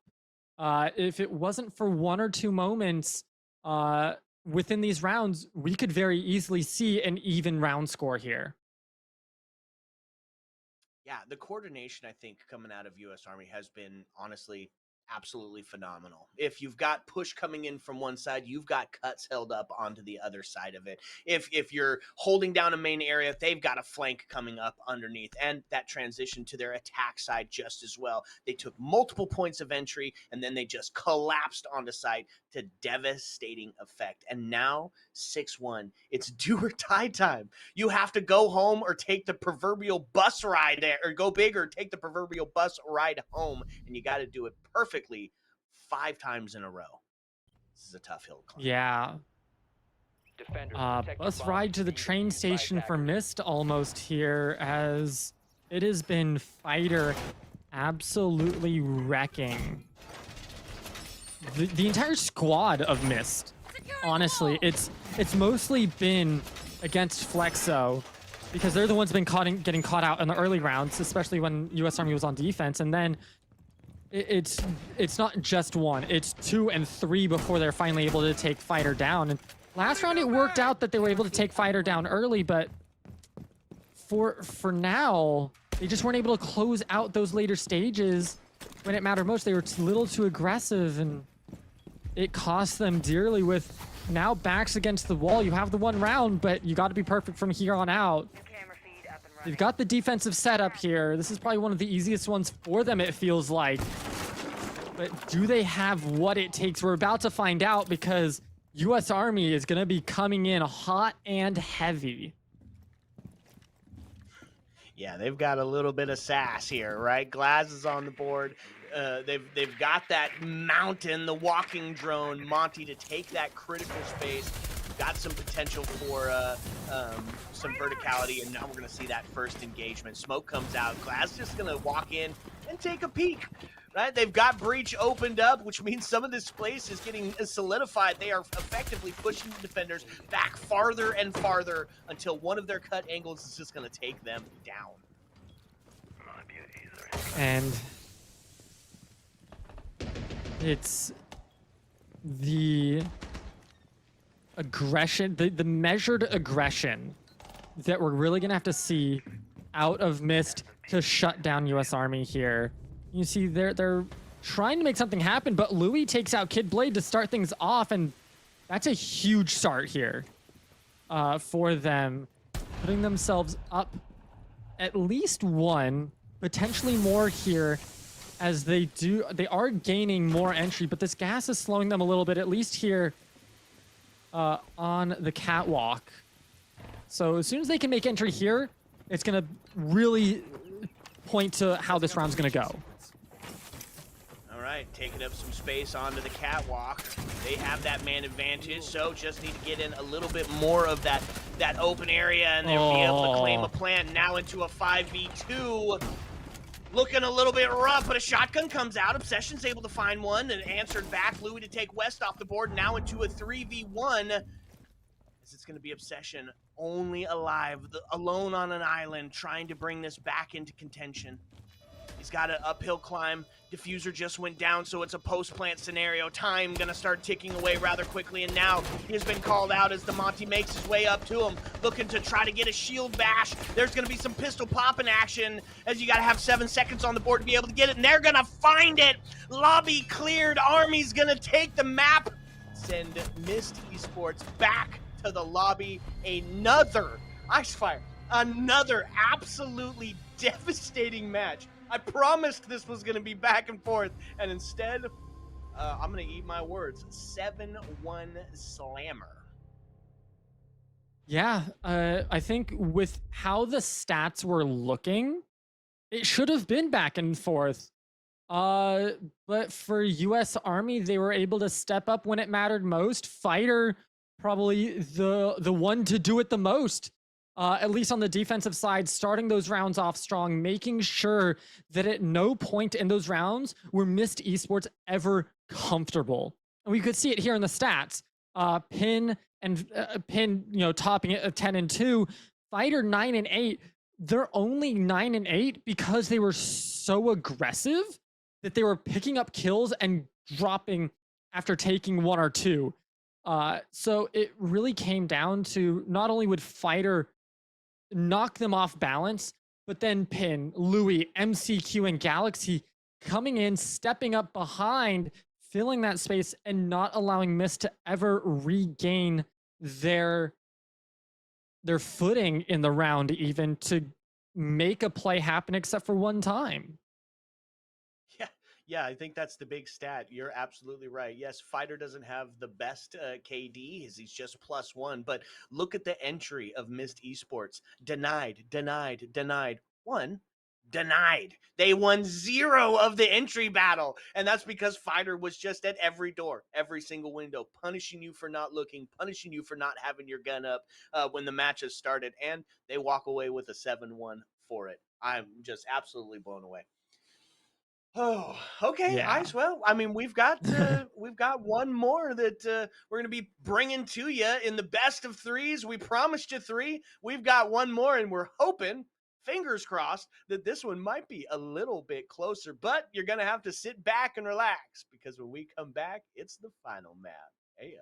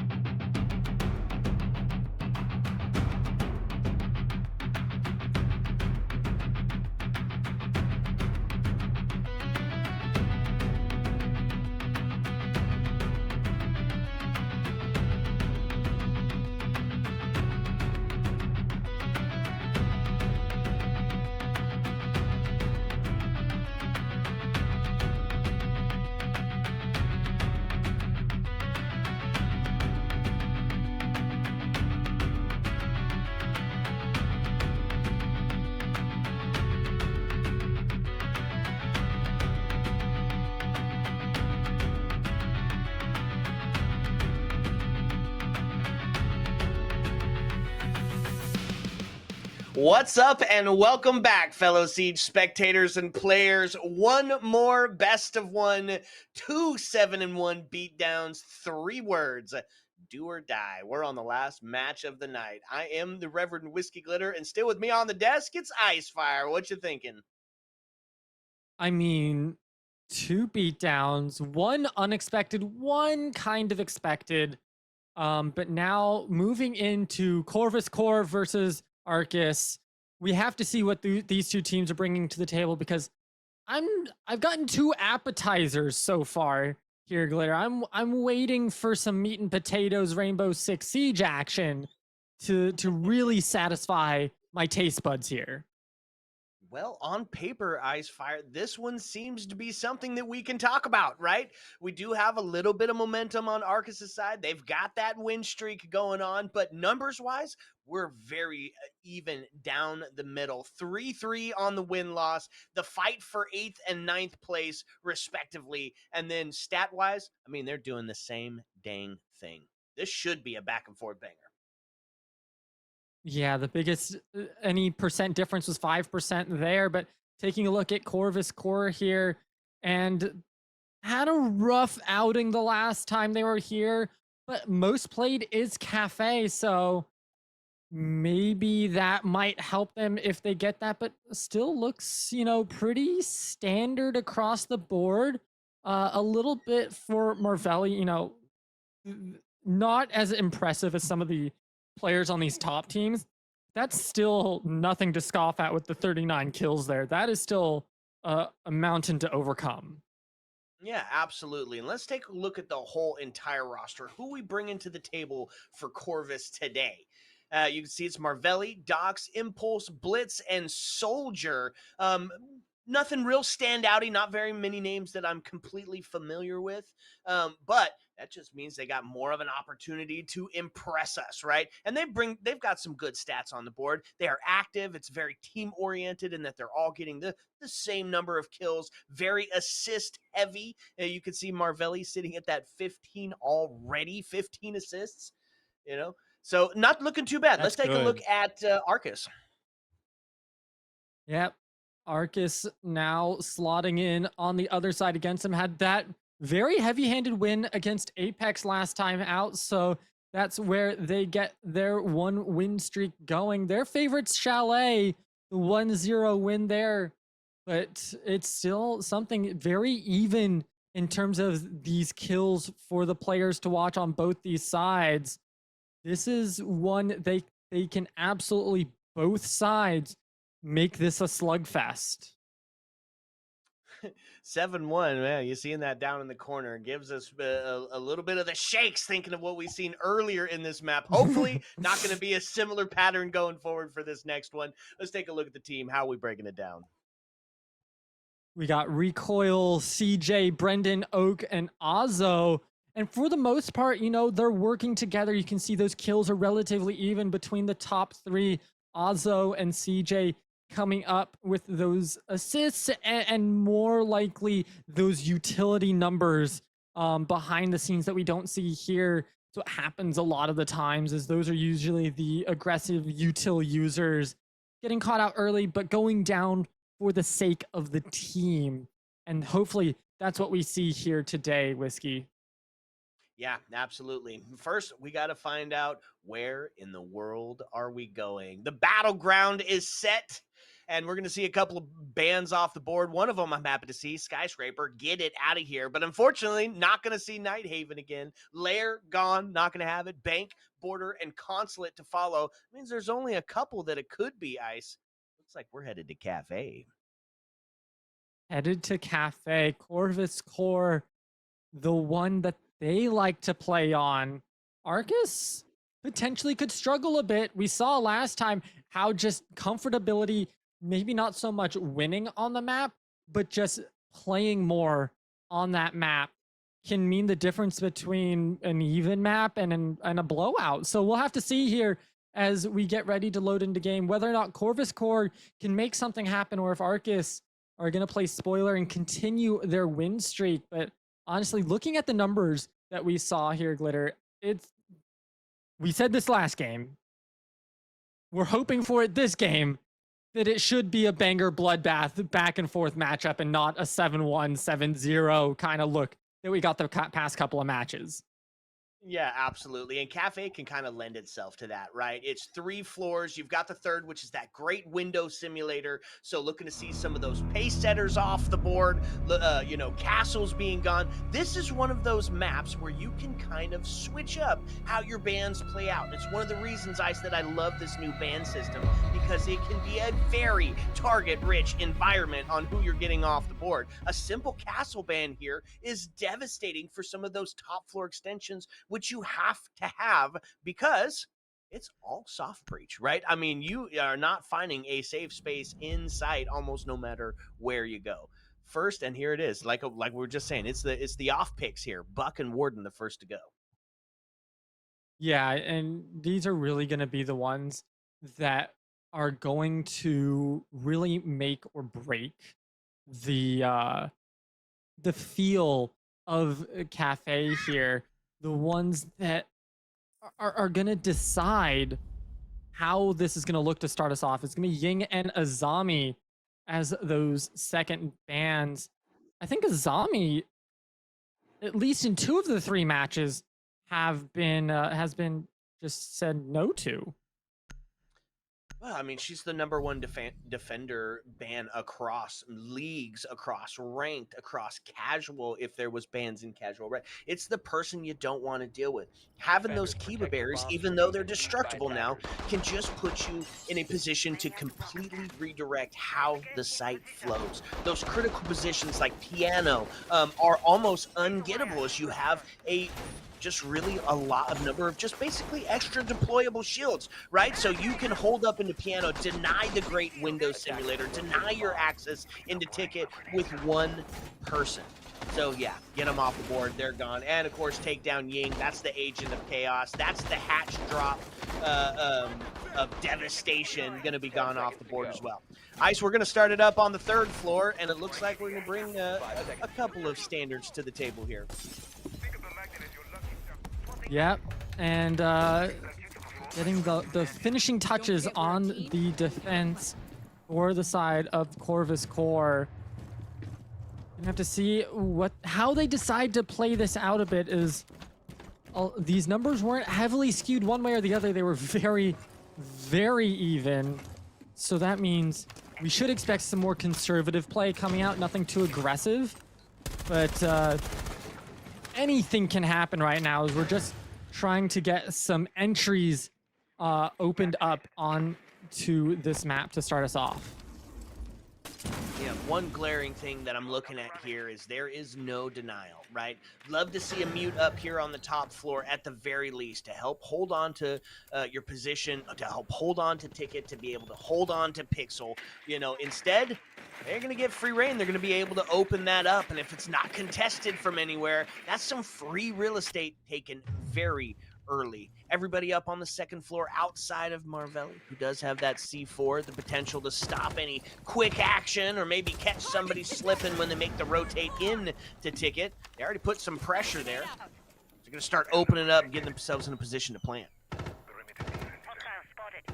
Yeah, looking good so far on the defense. Ooh, almost finding the back there, but not quite on the side of Arcus. That's going to be the first one going down. Recoil drops to Impulse. That's going to let Core of 1 member up, and on defense, that's going to mean so much. They almost find the second as Brendan's taken down below 50% HP. Yeah, Blackbeard making his way up the white stairs. The bar is going to signify that his presence is there. A grenade to force him back off stacks, but unfortunately, because the Barbie wasn't able to take that engagement, CJ to find Marvelli off the board, so we're now going to be equalized on the body balance as we sit 4-4. They've taken some territory. They've claimed Hatch. They've claimed Ticket, working on claiming Pixel as well, forcing them back into the bathroom. A couple of pre-fires, but nothing to be gained. 51 seconds as the pressure of white starts to come up. Ozzo going to get taken off the board as the main advantage now goes into the hands of Corvus. 4v3 as the attack starts to push in. Soldier able to find some body shots onto Brendan, and now the pressure starting to mount to the attack as they're down by 2 with only 36 to bring it back. Blackbeard isolated and alone. Guns up and ready to shoot towards the rotate if somebody's going to make it that way, but they don't have to push. They don't have to throw bodies. Instead, Impulse is just going to run up and claim one. Double it up. Frost takes a headshot, and that is going to be a very dominant round for the defense. Very, very dominant indeed. Impulse starting it off strong with not even, impulsive play that you might want to call it. It was just very cold and calculated with the movements that they decided to use, and it made it very easy for the rest of the squad to clean up. So, I mean, you can see what's being picked up here. And for the side of Arcus, they got to step up here. They got to make something happen, because going down here early, it wouldn't spell defeat necessarily, but it would spell some worry starting to creep in. Well, it was a good job by the defense. One fatal flaw. I think if that barbed wire wasn't there to slow down Blackbeard, he could get up there, take some space, and take a couple of gunfights, face to face, which is where, of course, Blackbeard would shine the best. So, Arcus looked good on it. They didn't quite make it up to their designated area, and because of that, there was no support on the backside, and everybody collapsed. See how they switch it up this time. We're going to see a second floor, but no less a third floor presence out of the defense.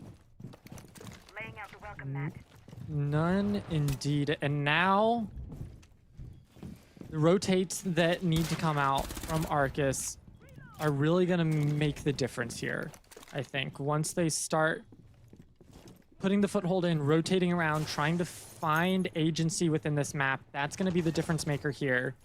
And not allowing Corvus to get some free picks off.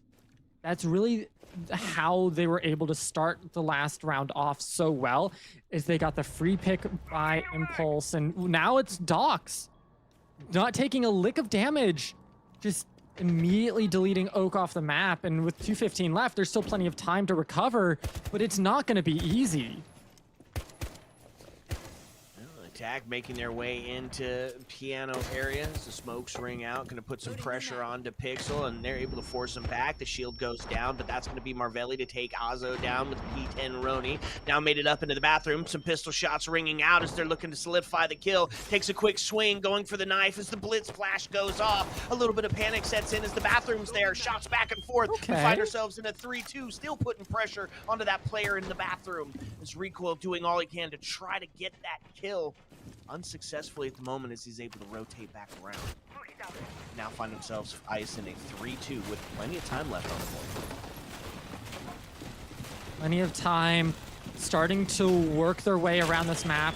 You can see they're trying to open up some verticality, see if they can't find some of Corvus Core in rotation. That's going to be how they really solidify themselves. Yes, they're down member, but utilizing that verticality to their advantage could spell the difference between being down or potentially ending the round ahead and winning. But it's not going to be enough as Marvelli wraps around, finds Recoil, and now it is a 3v1 for CJ, who doesn't have much left. They're below right now, but... Or no, they're above right now, but it's not going to be easy, as there's just so much they have to work through.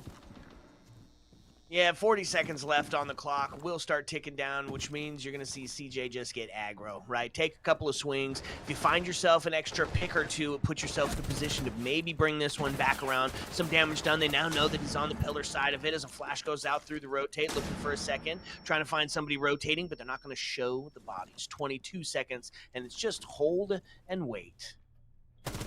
Yeah. 16 now as he takes Don't need to over-aggress.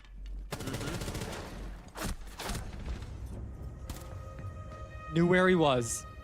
And that's how you don't over-aggress in these scenarios. Just wait for them to finally take a beat.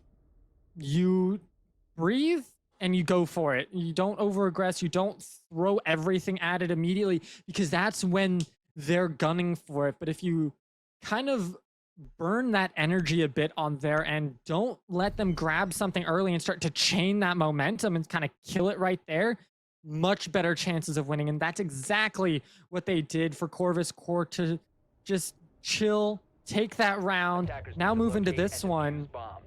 Arcus, they have opportunities. They're just not quite fully executed on just yet here, Whiskey. Yeah, they're still finding their feet. Right, they're still getting used to sussing out how Corvus is going to play. 2 rounds down, it's on the defense. Not all hope is lost on that sort of scenario. Now we see Tersh site. They're going to take it over to Attackers Reading. located a bomb. Seen some couple of fun play styles, but it's going to be very similar to how the first 2 have played out, right? And a huge attention and investment up onto the 3rd floor because they got to protect that vertical. So probably going to see 2 or 3 players put up there, and because the mirror is still on the board, that hold is still going to be pretty tough to get through. You're going to have to utilize some of those smokes, some of those fires to push them off of those critical push points. And it's going to take a little bit of time for that to happen. And every second counts. We see how slow Arcus likes to play. And every extra second that Corvus is able to burn from Arcus is one less second on the other side that they're going to have to execute on that site, especially if they're low members, to make these plays happen when they feel when they have to, almost. Already one of the great adaptations here by the attack team is they brought a little something to get rid of that extension util. So an early force back off pixel this time means that time waste not going to be as substantial here as the push into piano starts to take off. I like the adaptation, and already it's shown some work. Quick rotate back around to site. As the run out didn't quite pay dividends, but no harm, no foul. Everybody's still full health here. Everybody's still full health, and just because it didn't pay dividends, it did give them a little bit of intel, potentially, that they can utilize on the defense to set up a little bit more of a modular style and maneuver into better positions because of it. So we'll have to see as Dox finds recoil once again to start things off. Dox playing the role of fighter a little bit now, as it looks like we have fighter 2.0 here maybe. Coming out with the run out and finding another one yet again on this 3rd. Just absolutely wrecking them when it matters most. And with only a minute left on the clock, you're starting to tick down to where you have to execute and execute now, or else it's not going to matter. Azo does find Dox, so it is going to be a 4v4 when this kicks off, though. Yep, and Blackbeard starting to make their way up. It's going to be Blitz to find the headshot of Brendan as they made their way into sight. Smokes come out, the plant starts to go down. Just a quick in, and they're going to take it to 50 to 75, and they're going to stick it, which means we find ourselves in a post-plant scenario. All the time now makes it a little bit tougher for the defense as attackers got to put themselves into hold mode. A couple of shots out the window, but not going to matter as Blackbeard's able to take him off the board. Marvelli taking down Azo. Now they've got somebody in place. They've got the hold solidified. They're going to start going for the defuse here, and he's about to stick it. He's going to make it. Defenders are going to take it because he couldn't push in safe behind that soft breach. And they find themselves another round. What a round that was.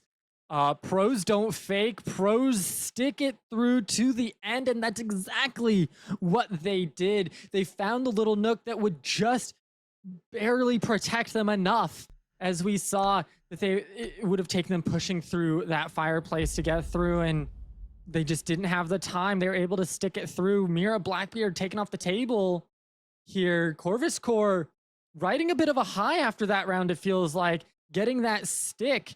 And now it is all about just continuing that momentum, continuing that aggression that they had, and stopping Arcus in their tracks. Attackers need Here's to the one thing locate that we and can take defuse away as many from that, bombs Ice, as they right? can. Arcus has looked a little bit better each round, right? The first round was a little Bomb tough. located by The second attackers. round, they took some space. They had some key engagements. That third round, even though they were down in the man advantage, they were able to claim some space, get in, and put the plant. So each round has given Arcus just a little bit more insight into how Corvus is playing this one out. So the first bit of round rotate goes. We see Corvus go up in a 3-0. Now it's time to go back to the drawing board for Arcus. Take what you've learned and utilize it.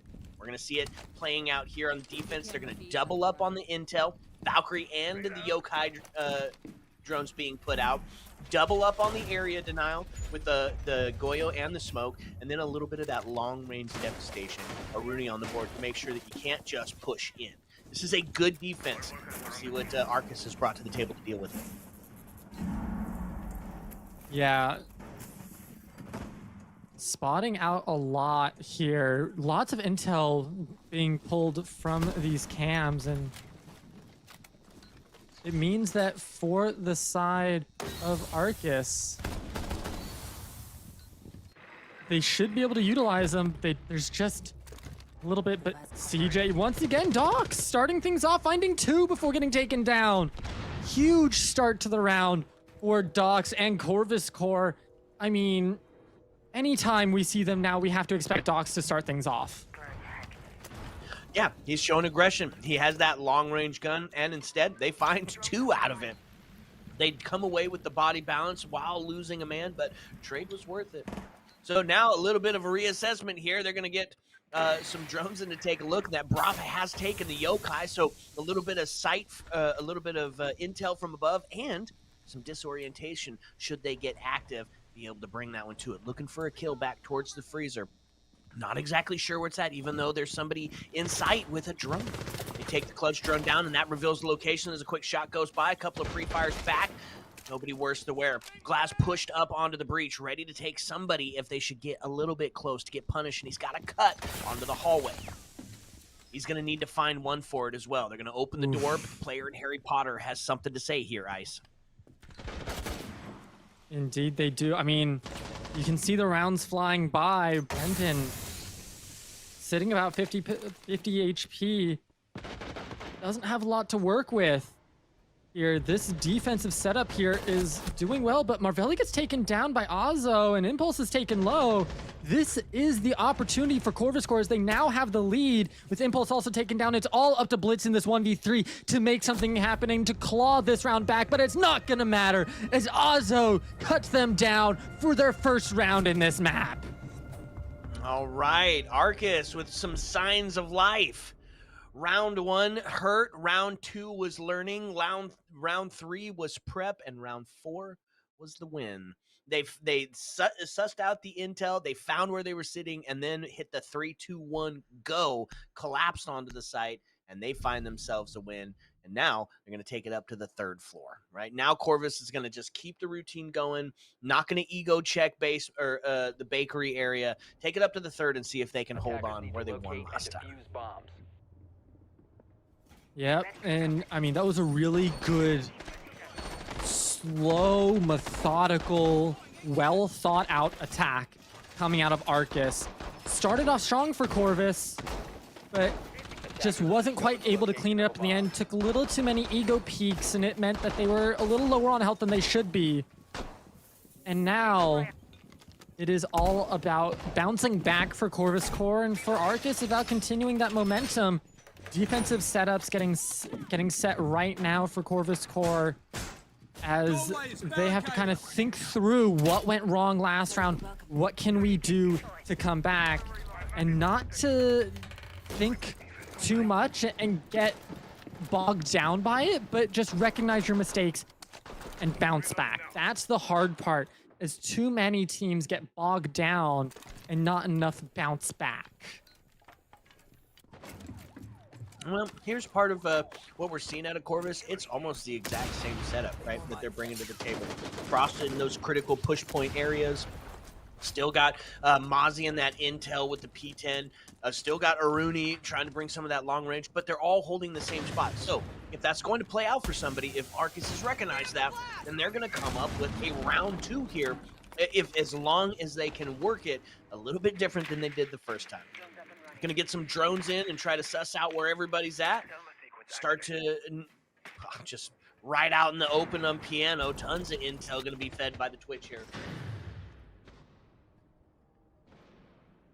Looking right now, we can see that there's kind of a layer coming out from Corvus, trying to make a cushion almost between some of their players, so that way it's not extremely one-dimensional and easily caught out, as entries are still trying to be made from Arcus. Nothing quite sticking just yet, as sounds are being blinded.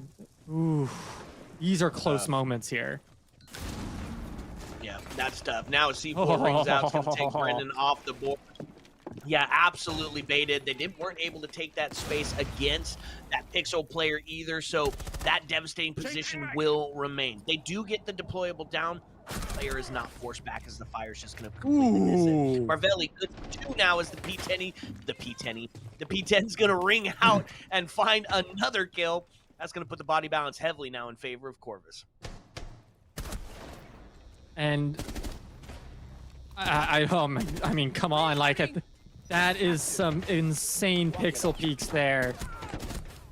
As it's just absolute havoc being wrecked on Arcus right now. As they do manage to find one back on the Blitz, as they know where the diffuser is, they're trying to play around it, but with only CJ left, there isn't much left, and with 30 seconds on the clock, this is just sit back on site and wait for CJ to overextend and overpress what little they have.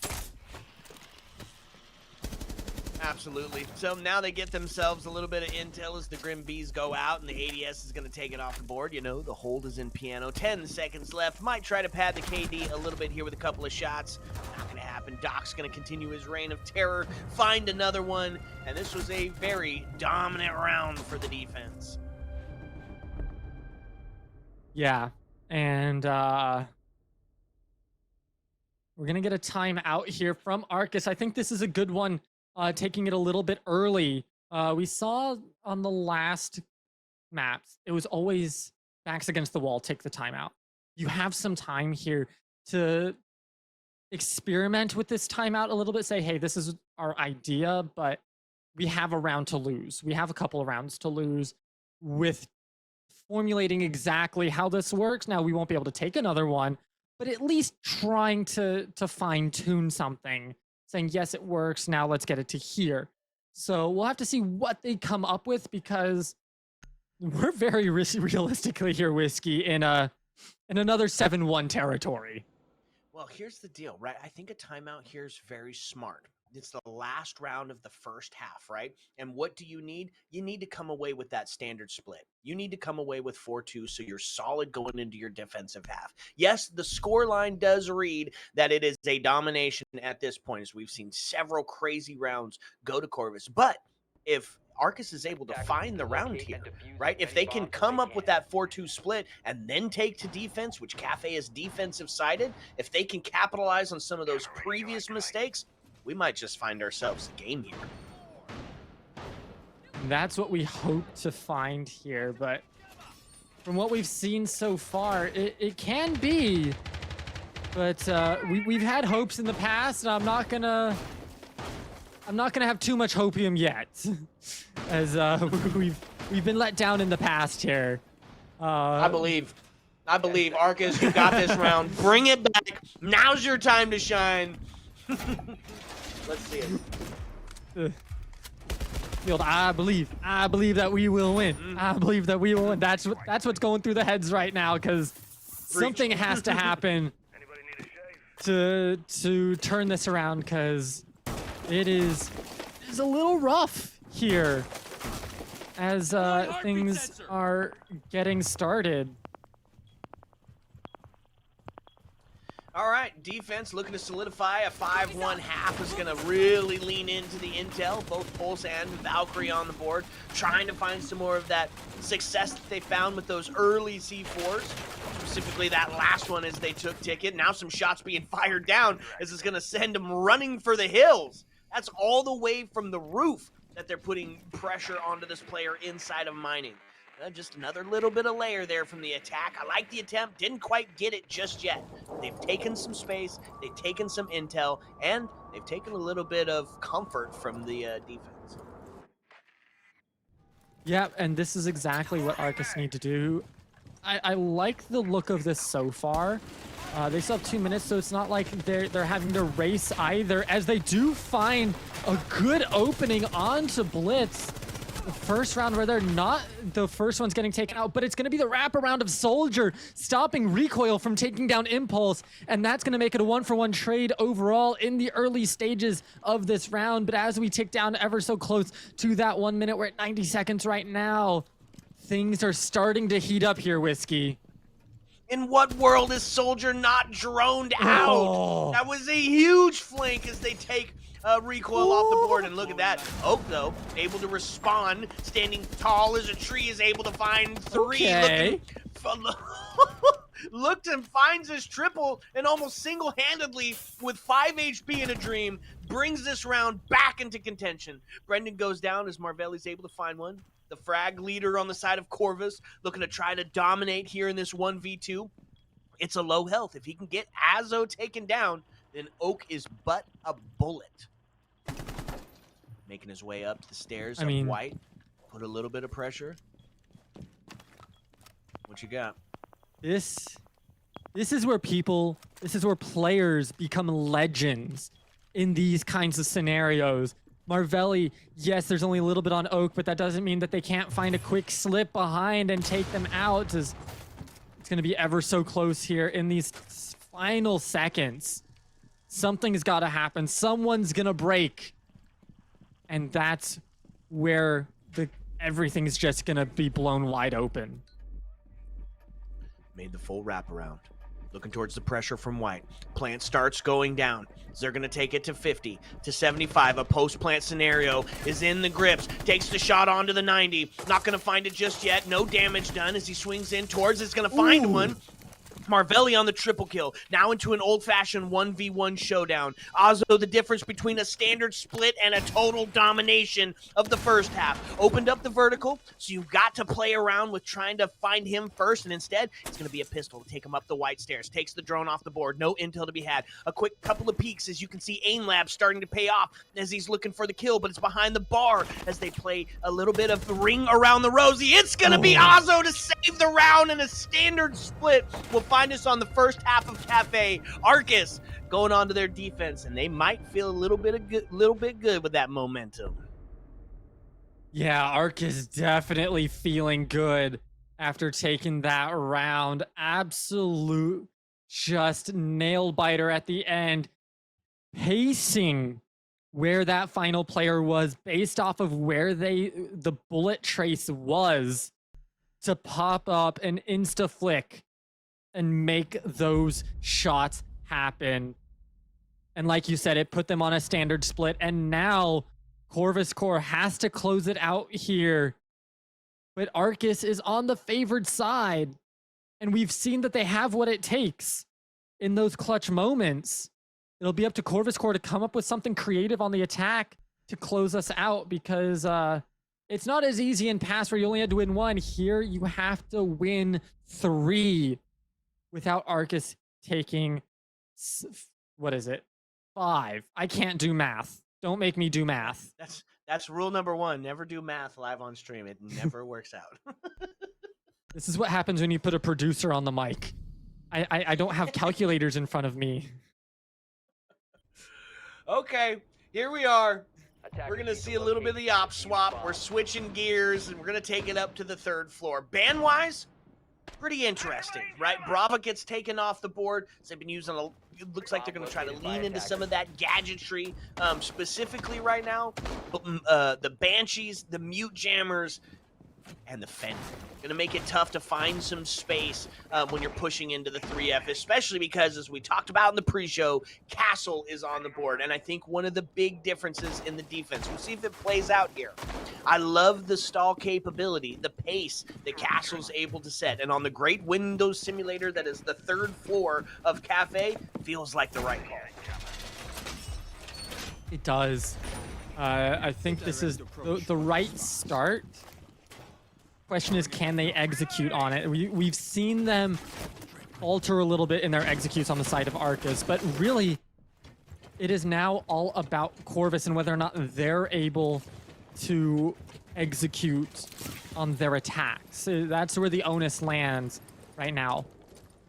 It's more about Corvus and their ability to rotate and put pressure on Arcus early, maybe grab some opening picks and seeing what they can pull off, and Arcus responding. That's what we need to see.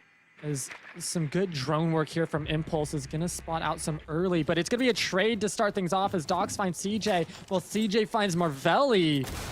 That's some big names off the board for both squads.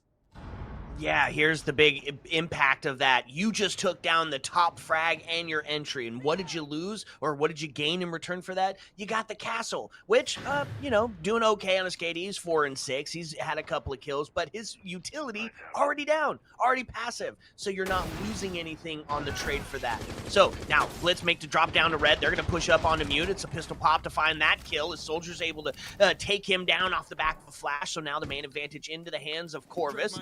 The Fenrir gadget starts to get switched around. They made their way into some pretty impactful real estate here, but now what do they do with it? Ooh. They find the flank. Good night, sleep tight. Doc's is going to find recoil off the board now into a 4v2 as they claim the man advantage by 2. It starts to feel a little bit difficult here for the defense. Yeah, and with Azo below 50% HP, that's only a couple of bullets. That's going to make it difficult.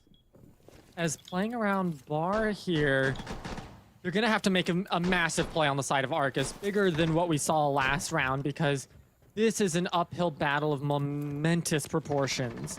As they're making their way into sites, Azo is spotted here, smoked out of their position, having to back away and take up a new position. There's not much left as Brendan's holding a very similar angle. Azo goes down. It's all up to Brendan. And as they push out, they're not spotted just yet. They're spotted now, and they're cut down with the crossfire. Impulse takes that for the win in the round. Yeah, well, you just got everybody everywhere, and that, of course, is not good for the health of the defense. The cuts were set. You send in your spearhead, your shield to go flush players out of those critical push points, and then you take them as they go. 5-2 we now sit for Corvus as that first round for the defense doesn't go quite well. But here's the deal, right? 3rd floor, it's a solved site. Right, I almost loathe to see teams going up there because it's very attacker-sided. There's a few boxes that you need to check, and once you check them, you're fine to get in and plant. They didn't need to plant this time, but instead, now they're going to take it down to the 2nd floor. And the difference here is you're going to play it almost the exact same way as a 3rd floor site, with maybe 1 or 2 people down on the actual 2nd floor. But this time, once they take that space, they still got a whole nother floor to get through to get into site. Yeah, and now it's 10 seconds remaining. Arcus is struggling. It feels like they're lacking a bit in terms of cohesion and the communication in the squad. There was a lot in that last round that looked good, but they made a lot of mistakes that put them into a situation that they just couldn't win out on. And I feel like if they communicate a little bit more and use their intel a little bit more, they may not get themselves into that situation. So we'll have to see them step up in that to come out ahead in this round, because you're starting to get into backs against the wall scenario. And yes, you have a timeout available to you, but you prefer not to have to use it. especially if Corvus Core wins here. Reload! Defense solidified up onto the 3rd floor. 3 people up to try and hold it. An errant grenade almost ends the life, and now they're going to have to open the castle barricade the old-fashioned way. Where did that second grenade go? Did they botch that twice? I think they did. That's awesome. You know, just siege things. Hey, you know what? Throwing is hard. It is. It's not like they got that indicator now, right? They get it open. The Sledge is able to come use his giant hammer to take down those castle barricades. He said, we don't need no nades. We'll just break them open. We'll knock them down. Now they can start to put some pressure onto the player here sitting in Cocktail. They're doubled up on it. It's going to be one of those critical spots to take if you want to get in and put some pressure on Reading. Marvelli going to take a little bit of damage as the Grismots start to go off. A little bit of disorientation. They make the swing in. They claim some of that 3rd floor real estate, and that's going to be the first. Soldier's going to take CJ off the board. Scassel the first to die yet again. Now claim that 3rd floor presence, forcing these defenders all the way around. Nobody up on the 3rd floor now to contest either. So, all anchored back down. It's Turtle Strat time. And it's going to be difficult for Arcus. They struggle with verticality. And once again, you can see Ozzo gets taken down by Blitz. Blitz doesn't take a lick of damage, as it's just absolute domination by Blitz here. Gets a second onto Oak. The team combos, it's just finally they find Marvelli. Man, is it not looking good for them as Blitz finds another. Blitz onto the triple kill as the pistol from Ella comes out. They're going to find the kill onto Marvelli, taking down the top frag. Does put us into a 4v1. Has to get close to take the engagements with the primary. Going to find another with the pistol. Some body dropping now, 7 seconds. They got to get in and plant. And now he's got the hold upstairs, but he's not going to use it. He's going to push down and just start to full send it. Shotgun in hand. Flashes start to ring out. He's going to do a quick little peek in to see if he can claim somebody. A reload. Try and make sure that he can have a full advantage going into this next fight. But they're all set up. It's a 3-piece crossfire, and he's not going to even survive the first. No, and it was really beautiful post plant coming out from Corvus Core there, making sure that if there was an opportunity for Arcus to get onto the site, that they were fully prepared for it. You can see they tried to wrap around one way, toss that flash out, had the shotgun out, seeing if they couldn't find anybody, but they all held position. It was practiced, clean, and precise in how they set themselves up for that post-plant defense, making sure they didn't give an inch to Arcus. And now that puts Corvus Core on match point here this evening. And while Arcus has taken more rounds than our previous 2 in terms of the 7-1s, it's still not looking good for them on this defense here, Whiskey. Yeah, well, we take it back to our roots, right? Go down to the bakery. This is a hold that you're familiar with. A little bit of an extension all the way around this first floor. Be a little bit of attention to the vertical, but mostly it's going to be held out, holding ground. You hold on to White, you hold on to bakery, and then you just kind of hope and pray for the best. Castle going to solidify the extension. Goyo and Fenrir are going to slow him down. I imagine Brendan hold up towards White. Just to stop that quick entry. But here's the deal. They've got some pace setters on the side of the attack, right? The Spearhead and Blitz going to be making that initial push in, and then Sens and Aurora. They're blocking everything off. You can't see, I can't see, and then just trust in the gameplay or the gunplay. Yeah, and that's what really feels like setting Corvus Core apart is their gunplay and their willingness to take quick fights early.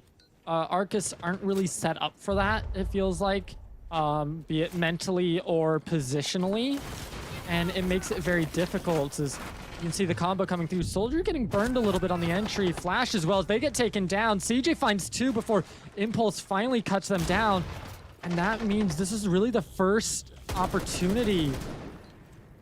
Back and forth we go. Blitz trying to round it back. This is the first opportunity that Arcus has had for themselves. Yeah, a little bit of a troll there with the Fender. I love its placement. Can't quite find it. Pays the price for it. Now into a 1v3. Impulse has got to live off his namesake and just swing or be swung. Fenrir Gadget yet again gonna slow down the approach. Now here's the thing. Diffuser's cold. We still have a minute and 30 here. 1v3, while not ideal, is definitely doable. There's the first, and it puts it into a 1v2. Just a one tap into infinity. Finds themselves in a winnable situation. If you're Arcus, you hold. If you're Impulse, you gotta swing everything.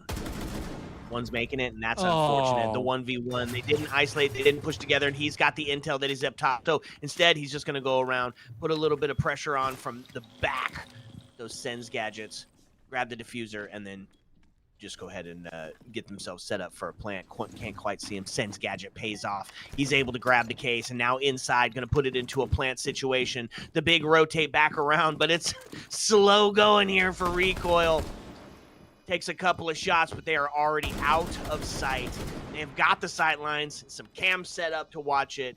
It almost feels like we're going to see a GG's in the chat. Yeah, I mean, 30 seconds on the clock. Anything can still happen in this 1v1, but it's not going to be easy here for Recoil. His Impulse kind of has a read on what they want to be doing here. So much time has to be spent in clearing this site, making sure that they're clear to even attempt, but with 9 seconds, you got to stick it at this point. Yeah, 7 seconds already too late. It's a GG's as it rains out in chat, and it wasn't a 7-1, but a 7-2 will do, as they're able to solidify yet again another dramatic win. Boy, map picks just going very one-sided today, Ice. Very one-sided. And not in expected fashions either. It's really felt like not the opposite of what we expected per se in terms of who would win, but definitely how the rounds would go, because the rounds for the most part were close. It was just one or two moments in the rounds that would swing it one way or the other, and for the most part it would swing it towards the ones who got the 7 rather than the ones who got the 1s and 2s. So these matches were close even though the score lines don't reflect it, and I think that is what a lot of these teams who were on the losing side tonight need to take away. Is they had good moments. It's just finishing strong and executing in those crucial moments that will make the difference for them. That's right. Yep. Work on a little bit of that clutch power and then back to aim labs. Of course. Yeah. Always got to get that aim labs in. Yeah, you know, it's part of it for sure. 3 best of ones today, Ice, and they were all very dramatic, very one-sided, and unfortunately for us, the end of the siege. What was that production? I am still not hearing that. I am so sorry. Okay, well, that's it for us this evening, and we're going to go ahead and bid you adieu. So as the lights start to dim and the jukebox starts to sing closing time, as always, my friends, you don't have to go home, but you can't stay here.